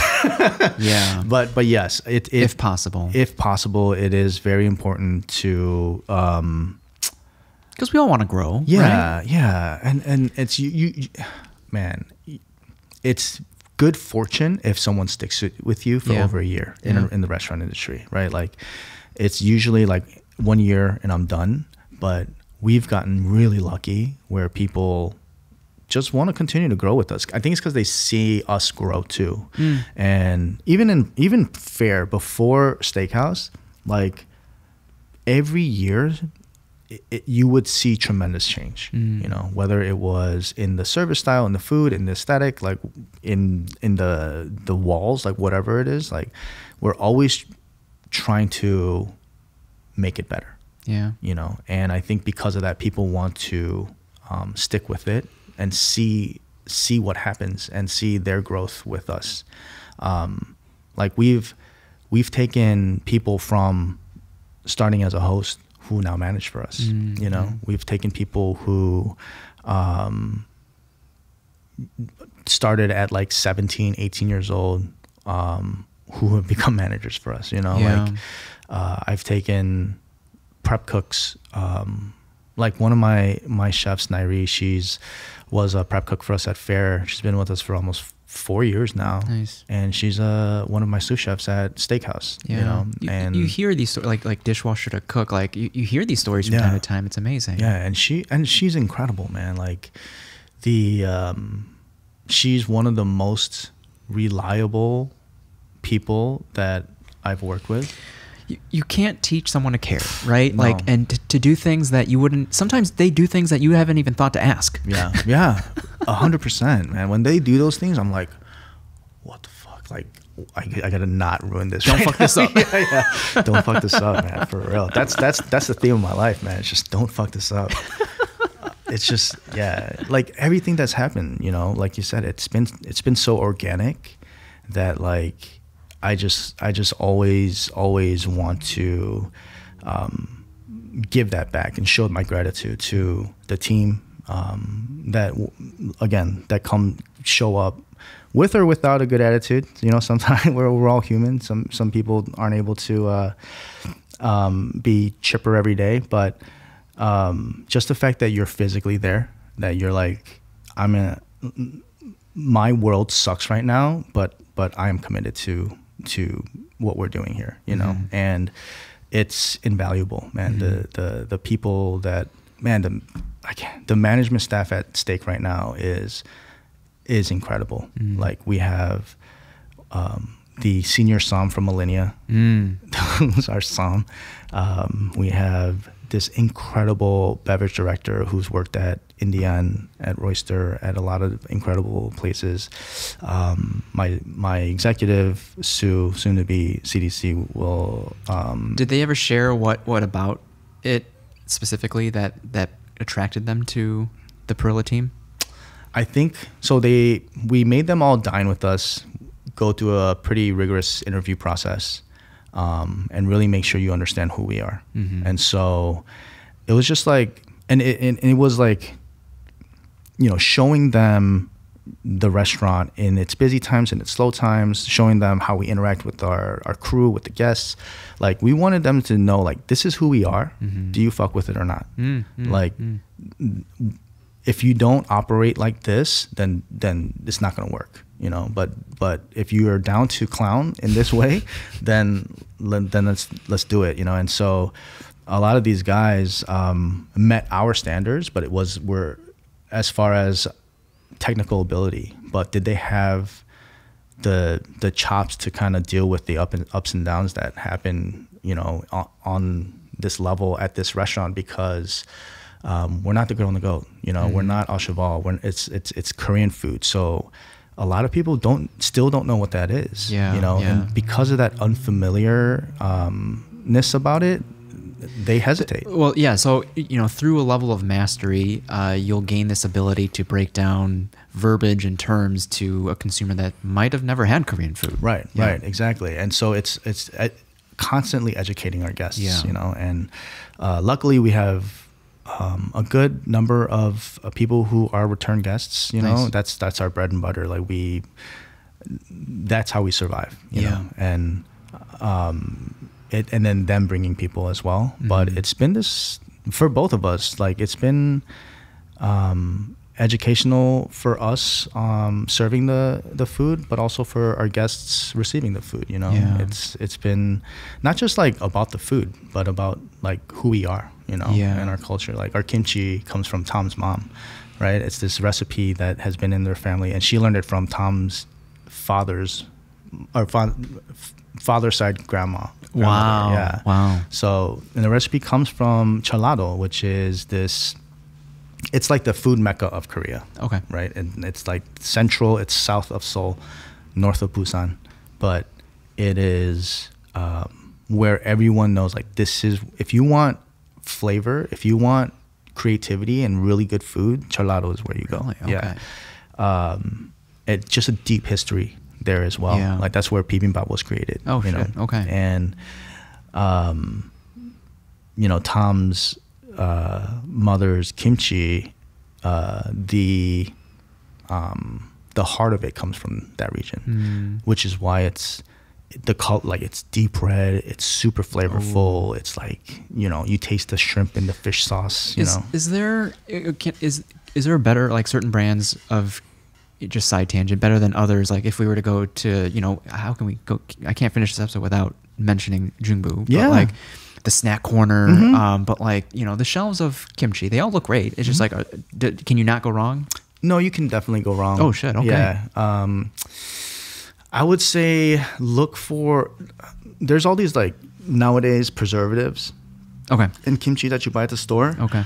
Just look for the ones that are just more natural ingredients. Oh, okay. Like just like, you know, the whatever you find in kimchi, but no like, you know, I don't know the chemicals that they put in it, but they do. Interesting. Yeah. I didn't know that. And so just make sure that Wouldn't you think fermentation itself, like, but is a preservative? It is, but I don't know whether it's the canning process or something like that, where just to guarantee that it stays preserved. But there's just a lot of brands these days that are Appreciate that. Yeah, so just make sure your ingredients are like all the just vegetables that you recognize, words that you recognize. Yeah. This is probably more of a story for Thomas, but I'm not sure when I'm going to get a chance to ask him. Tell me about that like gut feeling that he had when the latte business group came into Perilla Fare. Oh yeah. And sparked that, you know, gave up the business card and which eventually led to Steakhouse. But like how did that initially go with you when he was like, yo dude, I think we have a great opportunity on our hands? Yeah, so Tom likes to, you know, check in with every guest, like every table. Wow. He'll go say hi, how's it going, first time here, etc. And he goes to his table, and again, just his presence is like whenever I go to a restaurant, like I don't like the routine. Hey, how's everything going? Good? Great. Next table here. It's like, show me that you're excited that we're here, you know? And that's what Tom does. He's like so excited that you've come, you know, every fucking time, which is like, how do you have the energy to do that? So that, I think that interaction was initially what kind of even got them interested in like, oh shit, like this. They care. Yeah, they give a shit. Yeah. They were already enjoying the meal, and so they're like, hey, is the manager around? Tom's like, oh, I'm a manager, you know. And then they're like, yeah, man, they're just so good, et cetera, et cetera. And they're like, we would love to speak to the owner. And Tom's like, funny, I'm also the owner. And so he gave him his card. He's like, oh, I'm the CEO of Lotte Americas. Oh. And would love to have a conversation with you. And he's like, yeah, absolutely. And so initially that was a conversation. Tom comes to me on the pass, and this was a Wednesday night. Wednesday nights we're not busy, right? Oh, cool. Okay. It's like, it's just been the trend, right? Like for some reasons, like Thursday through Monday, busy. Tuesday, Wednesday, not. Okay. Just maybe that neighborhood. But Tom comes to me, and this Wednesday we were fucking busy. I'm like, man, what is going on today? This is not what I was prepared for. I should be. But he goes to me, he's like, hey man, someone wants to talk to you. I'm like, dude, right now? Like, look at my fucking reel. I have so many tickets. And I'm like, maybe later, you know? And so Tom goes away, goes back to the table, and his name's Jim. And he goes, chef can't talk to you right now. But, you know, maybe after your meal, when it slows down. And he goes, okay, well, we are opening a restaurant. And we're interested. And Tom comes back. He's like, they want to open a restaurant with us. I'm like, okay, I'll be right there. So I'm like, guys, just figure it out. I'll be right back. We walk to the table, meet Jim, and we set up a meeting. And we go through all the numbers, et cetera. And, you know, we decide it doesn't work. Like, this makes no sense, you know? So we told Jim, we're like, sorry, dude, like, it's to the CEO. Can you like, you know, why doesn't it make sense?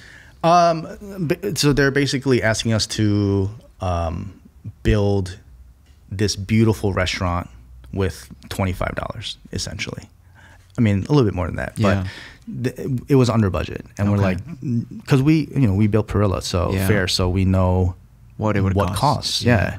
And so we're like, this is what, like without bringing on another partner, another owner, or investors. Right. Yeah. So Lotte would be the main investor. They are the main investor. And they that was a hard budget. They wouldn't like budge on that. So the initial conversation was, this is our budget. Oh. We want to open this restaurant, and we're like, well, it doesn't work under this budget. Yeah. We're out. Okay. And because initially they were like, this is hard. This is where we stand. And so we're like, okay, that's fine. Go find someone else. And then 2 weeks later, he's like, what is it that you guys need in order to make this work? And so we told him like, and it should work.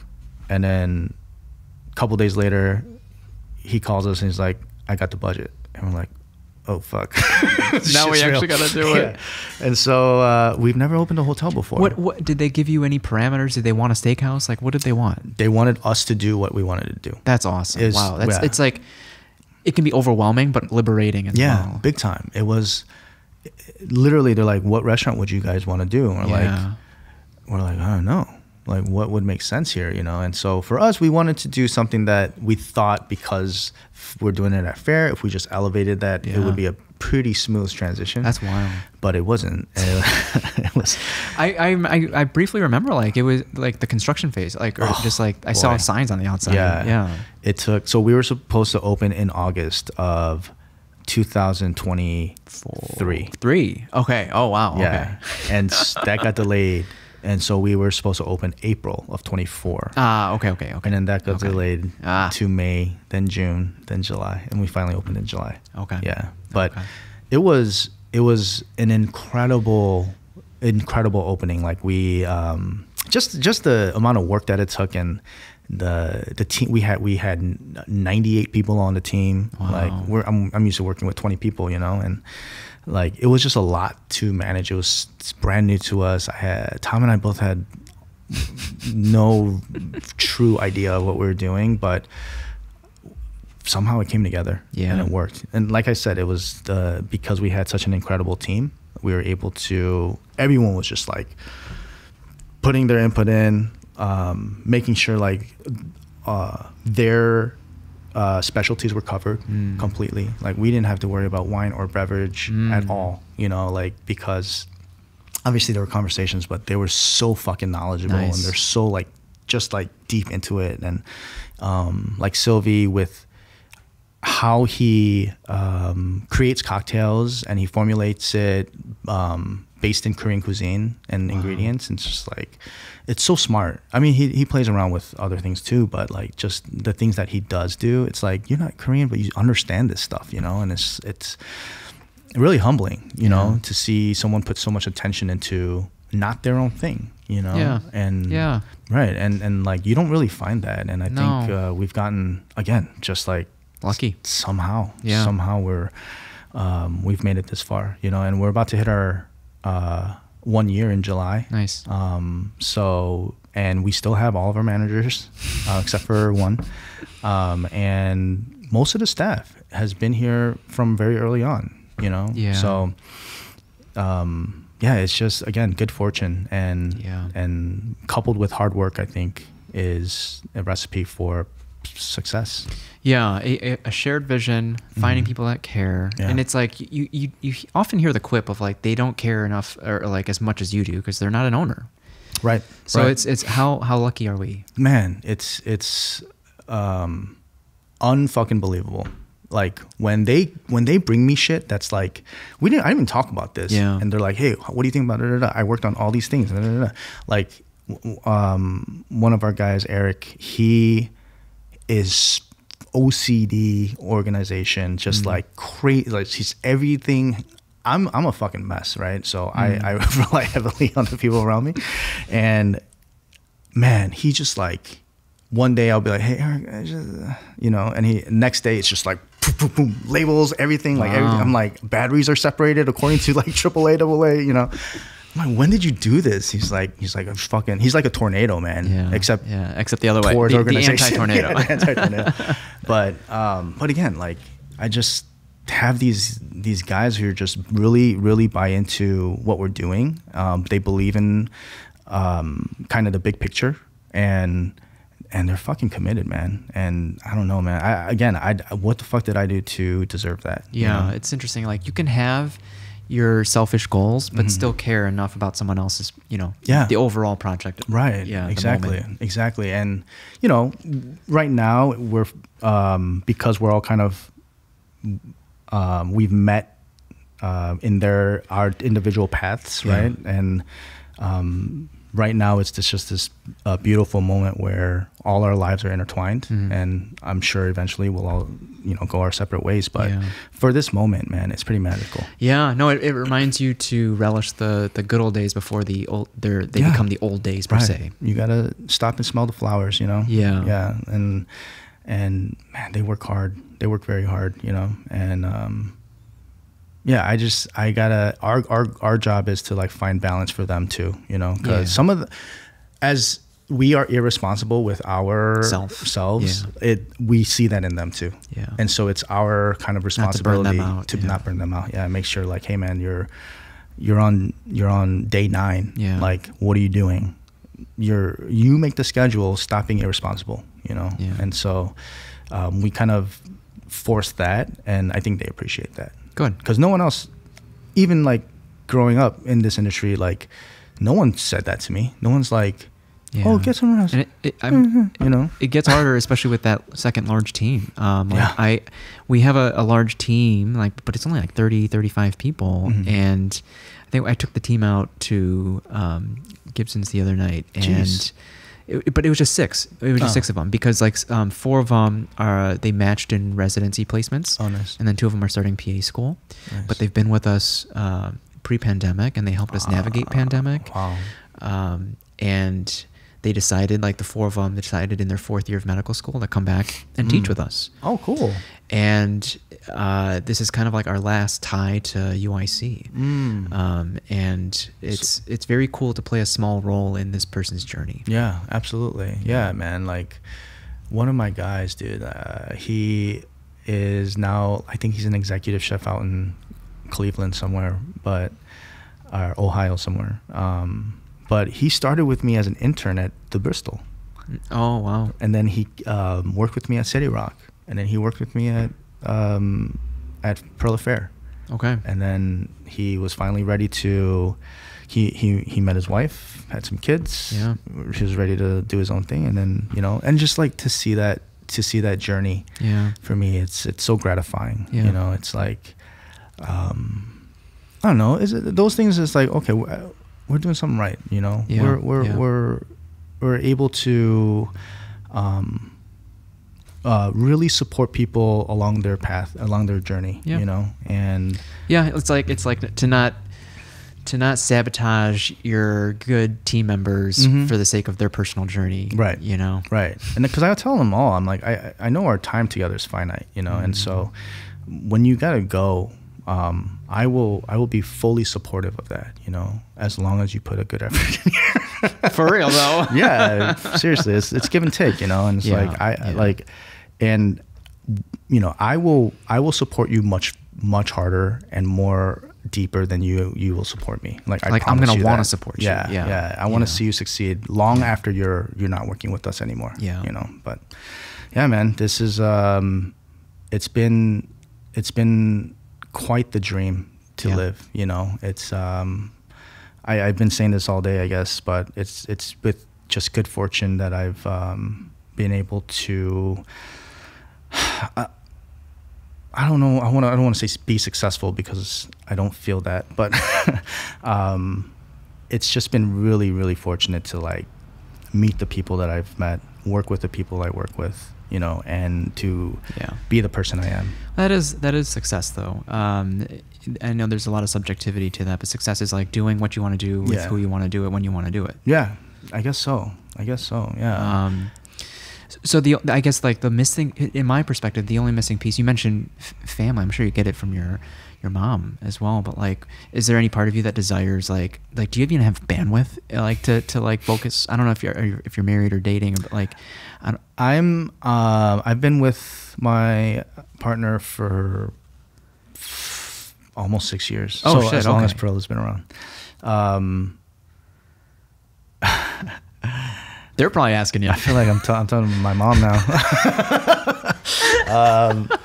Her parents are pressuring me for sure. Yeah. And rightfully so, right? It's she's their favorite daughter. I'm kidding.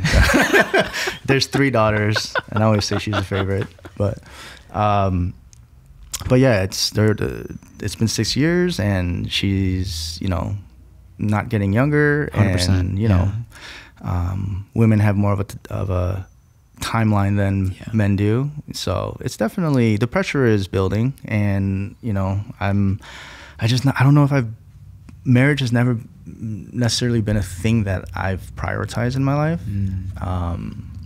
Definitely want kids, but I mean, physically you don't need to be married to do that, but sure, culturally maybe. Right. Yeah. And I think for me, and this is just personal, it's like, if I'm gonna have kids, I want to be married. Yeah. Just to make sure that, like, that I wouldn't, but I think that statistically single family households, are more difficult to come up in, and they're just a lot more, tumultuous. Yeah, tumultuous, exactly.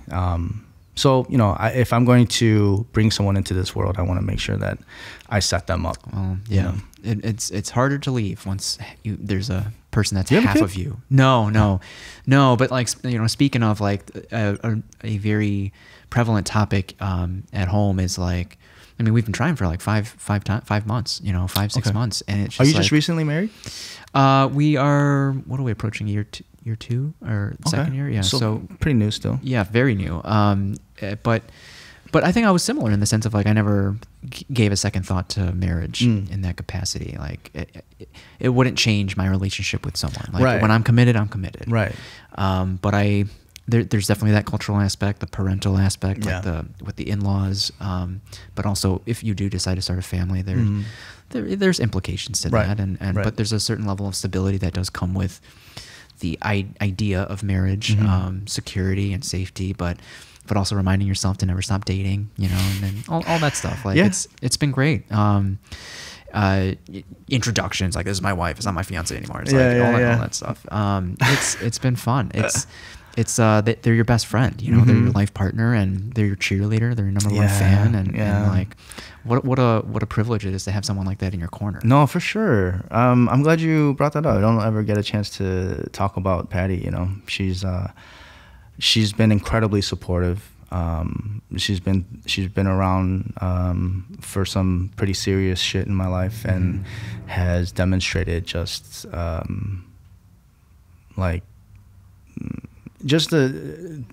in the purest sense, like, the love that she has, and I'm just lucky, dude. Like when they're describing you, they are probably not telling people that you have restaurants or you're a chef, but more so, you're an inquisitive person, you're curious, you're kind, and you're thoughtful. Like when people start listing material things, like they went to this school, they do this for a job, it's just like, what do you really like about this person? Right. Luckily, I don't have impressive things like that in my history, so so she has to talk about it. So, for example, I was hospitalized over Thanksgiving. I was at Rush for a week. Oh my God. I had abdominal surgery. Oh, jeez. And you're okay. And I'm okay now. Good. Yeah, I got like a $23,000 bill. That's after 75% off. Oh my God. Yeah, I didn't have insurance at the time. It's a scam. And you didn't have insurance? I didn't have insurance at the time. Oh my God. I know. As an EMT? It'd be the healthcare providers that are the last ones to take care of themselves. Right. But Justine would go to work, go home, let the dogs out, and then come over and hang out. And she would bathe me. She would massage my feet, like all that stuff. Yeah. And just like No one. Who's doing? No nurses aren't doing that. Right. The nurse fucking came in because like they didn't want to discharge me because my bowels weren't waking up. So they cut out the bad part of my small intestine and then small intestine, and then they recombine them. Okay. But they're still sleeping, so they won't discharge you in case they have to reopen you up if they're not waking up. Oh my God. So waking up is like the nice way of saying, are you tooting and pooping? Yeah, you shitting. And I wasn't for like days, but like it's hard because you're not eating anything. Yeah. So I'm losing weight. I don't have energy, and they want you to like do laps around the unit to stimulate that. And and yeah, I would just be laying in bed, withering away. I lost like 10 pounds. Yeah, jeez. And you're not that heavy. I'm not even that heavy. Yeah, that's a lot. And so, all to say, like there was one point where the nurse, she was like, "You want to try a suppository?" I'm like, "I'll try anything at this point."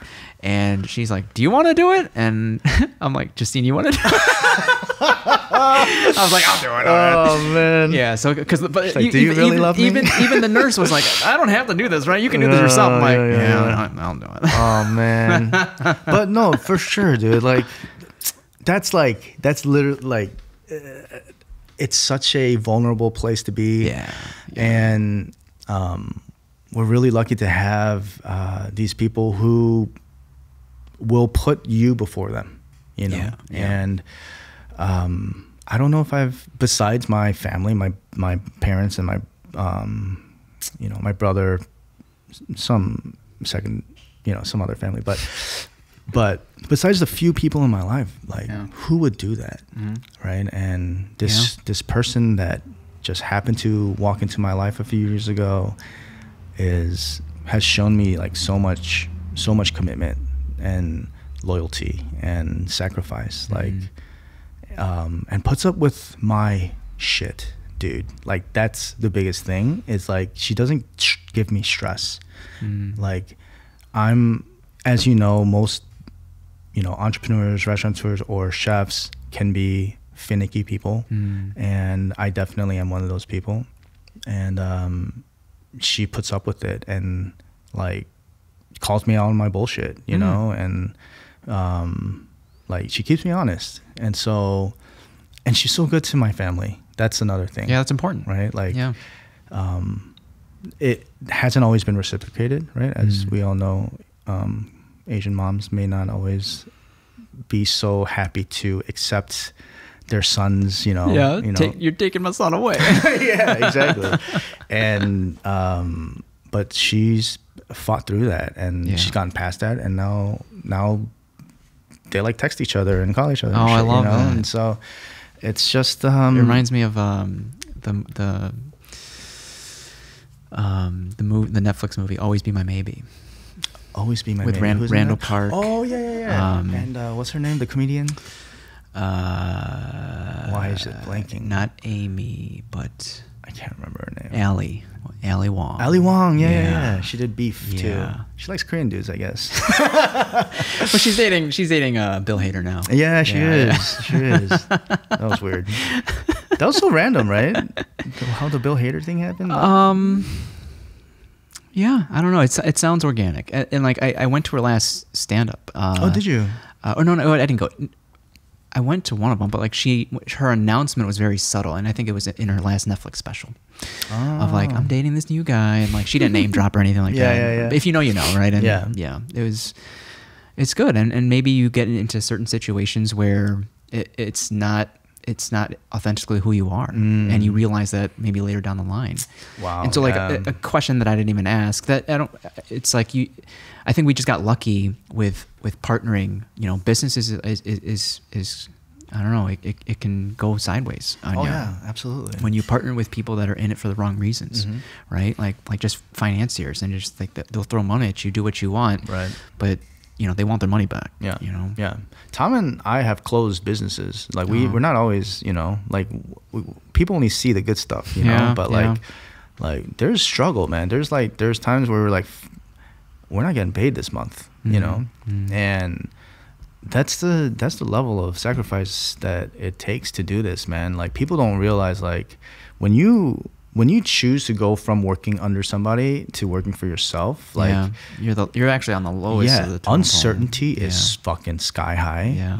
And you are in service to everyone else, you know, like it is not a glorious position. So it's like glorious for the ego per se, like outwardly, right. But like behind the scenes, you're on the lowest rung. Absolutely. You're and you have to do everything it takes to make sure that this thing survives, and that means if you're cleaning toilets, you got to clean fucking toilets, you know. And this is the reality of the work that we do, you know. And it's a daily grind, dude. It's a daily grind, but I never want to stop. I never want to retire. Like, I want to die doing this. I mean, work is defined by doing things you don't want to do. So right. It's like success is at the other end of doing the things you don't want to do, right? That's I forget who said that, but man, I want to keep pushing the agenda. I want to keep growing the community. I want to keep being creative, you know, like exercising the brain until the brain falls apart, right? And like I want to see which mountaintop I can get to the top of, you know, and not being afraid to go back to zero, right? So that's the thing. Every time I reach the top of one mountain, it's the bottom of the next, right? And I'm so happy with that, you know, because it not only gives you the ability to celebrate, but it also gives you the ability to practice your resilience again, to take on another challenge, right? And to grow again, right? And like, there's no end to how far we can evolve, you know, like, and there's no timeline, right? Like, no, Colonel Sanders got successful in his 60s, right? Like, all of these guys, Howard Schultz from Starbucks, like, I mean, how many artists, you know, right? Like their galleries are there after they're dead, like long after they're dead. It was an interesting thing. I was talking to an artist friend of mine, but and he was telling me about all this work that he does all the time because he needs to keep up with his technique, and like just build his skill sets and his strokes and whatnot. But and he's a painter. It's his birthday today. Happy birthday! Happy birthday, David. But he was just explaining to me like about all this work he's doing, and then for me, I'm like, oh man, maybe when the artists die, it's not that they get famous, it's that the people discover their work that they weren't proud of, right? And all of a sudden, they're like, wow, look at this talent that this person had. But like, it just reminded me that like, we just need to have the courage to put our shit out there, you know, and like not be afraid of criticism. Well, there's degrees to this. So like, there's that, sure. And then the next degree is like putting it out there and still not being received. Right, absolutely, and that too. Like, you just it has to be the right time, right place. There's a lot of luck. For all of that, man. And like right now, we're fortunate because Korean culture and like K-pop, K-drama, all that shit is like, it's at an all-time high. And so I think that is definitely part of why we're seeing some success at the Perillas, right? And there is a reason why this wasn't around 20 years ago, right? Because people weren't ready for it, you know? America wasn't ready to accept this fermentation, this funk that you know that we do. That's so important to our cuisine, right? And like that is the basis of Korean cuisine, right? These changs, these fermented sauces and ingredients, and it comes from poverty. It comes from preservation, you know, and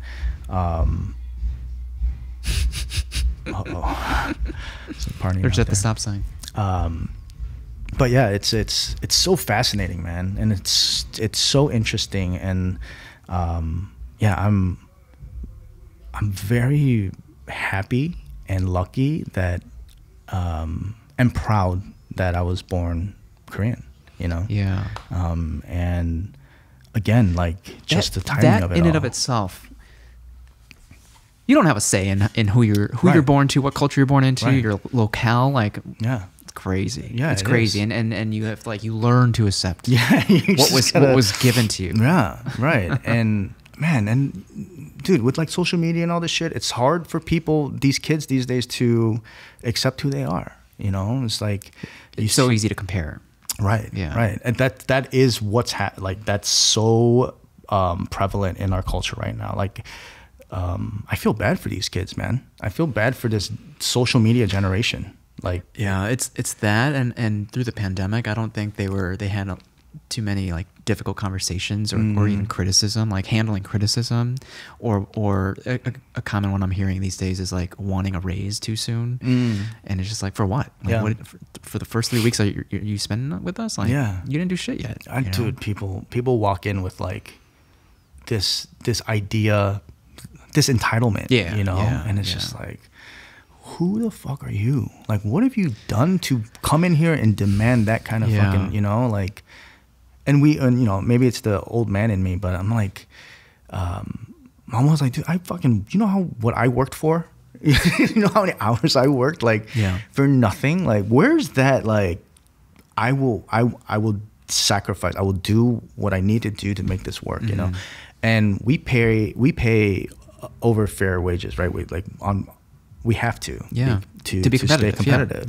But we also want to. We want to make sure that like people have a life outside of not to have to wait for every paycheck to survive. No, it was almost a badge of honor to have to work 60, 80-hour work weeks on an ambulance to make ends meet.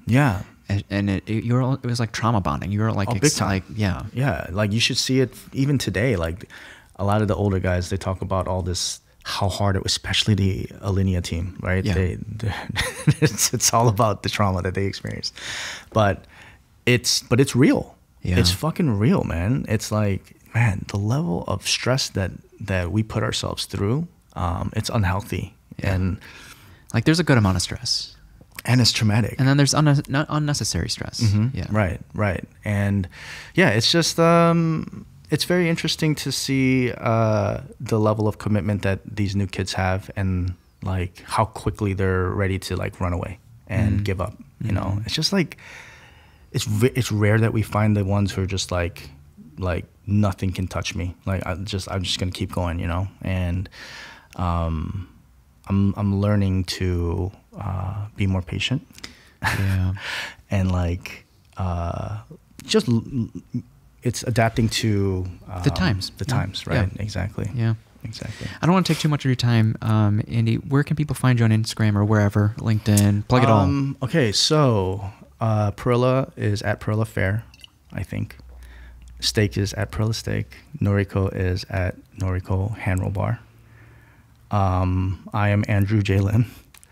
And I think that's it. Yeah. Oh, Sir Chicken, at Sir Chicken. Yeah. Yeah. I remember seeing something about that a while ago. So we opened up a chicken shop, a fried tender shop. We only serve tenders, sandwiches, and fries. Just to go. Yeah. Or you can enjoy it on a Perilla patio and lounge. Okay. But so is it seasonal or is it all year round? It's all year round. Oh, really? Yeah. Okay. I actually that's one of my goals. I wanna open up 100 of these. Wow. It's I think I'm sure you've had conversations with Alvin about scaling. Oh, for sure. The market's wide open. He doesn't like the concept, so we haven't done it yet, but it might be something I have to like venture off on my own. Well, people went nuts for Red Light Chicken. Red Light Chicken's so good in the Lincoln Park area. They took over the old Devil Dogs. Oh, I don't think I've tried. Is it new? It's newish. It's real, really all right, good. I gotta check it out. What is it like Nashville it's very style? tight, man. No, it's like you can have it spicy, sweet, so like honey, spicy, or both, and then they do regular fries and truffle fries, and then that's it. Oh, really? It's a tight menu, yeah. It's tenders? They do like popcorn chicken or sandwiches. Oh, yeah. Okay, I like that. Yeah, no seats inside, kind of just standing tables on the outside, and then you're out of there. Then they're doing well? Doing great. Oh, really? Yeah. Do you know the owners? Not personally. I heard one of them made their money from ATM machines. That's a good way to make money. Well, and I guess I've been having that conversation recently. It's just like, what is enough for you? Right. Like when the family conversations start happening, and you continue to scale, and if you don't have the right systems in place, that's just going to take more of your time. Right. But at what cost? And all the dads that I know in my life, they're in a position to spend time with their kids, and right. they love that. Yeah. I think if that happens, that my priorities will definitely change. Yeah. Unless I'm a piece of shit father, but who knows? But yeah, I think that goal exists right now. I'm very ambitious and driven because that responsibility doesn't exist. Yeah. But I think as soon as it does, that I'm gonna have to change kind of, what's important to me, how I spend my time, But hopefully before then I can launch this Sir Chicken concept. Yeah. It's it's super delicious and it's fun. It's chicken tenders and it's the spicy is super fucking delicious. Nice. Nice. And people love it. It's just we haven't had the bandwidth to open a brick and mortar yet. Yeah, it can't just come out of Perilla. It does. Oh yeah, it does, right. I thought so. But you want to stand alone. Like because it's within our like the Perilla kitchen. Yeah. With all the shit, and like it's. I don't think they're there anymore. I think they moved close by. Roost was there, right? Like Roost was there. They moved to like Milwaukee and Halstead. Yeah, right on that corner, right. But again, I know there's a lot of fried chicken joints. I don't think there's a lot of chicken tender spots, and that's the market I want to get into. Yeah, I think Fry the Coop is the other one. For tenders, I think they do both sandwiches and tenders. Oh, are they? But I think they're like across the country too. Oh yeah, awesome! I didn't know that. The one I'm aware of is Raising Cane's. Yeah, and they do chicken fingers, but they're I don't think they're open yet, but the build out on the outside looks all done. Which one? Right in South Loop. Oh, I know. Did you see the one on Michigan Avenue? Fire Academy. It's fucking huge. No. Well, how far north on Michigan? It's like... Or is it South Loop? No, it's like... in the Loop. Randolph-ish. Oh, okay. Yeah, it's like... Nice. Yeah, up there. But it's huge. And they have this huge fucking, like, screen that, like, advertises their thing. God, I saw... Where did we go? We went to Asadero yesterday on Montrose and Lincoln. And the Small Cheval there is open. And they have this, like, this light bulb sign that is... obnoxiously large on the outside. I know what you mean, man. They popped up so fast. I think he's expanding Small Cheval like that's gonna be his like McDonald's or like Shake Shack, where it's just gonna just incredible to spin that off of Au Cheval. Yeah. And then, it's not my favorite burger, but we're blessed to have a lot of good burgers in the city. We have a lot of good burgers for sure. Okay, Andy, I'm sure there's the next time. We'll come back, but it's so cool to hear a lot of your story. I really didn't have too many expectations of where I wanted to I didn't even use the notes was just a timeline. I've never brought this, and I felt like if there's a thought that I wanted to talk about that isn't relevant at the time, I might take, but that didn't happen. Yeah, we did fine. All right, we made it. Everyone, follow Andy's journey. Thanks for tuning in. We will see you in the next one. Bye. Bye-bye.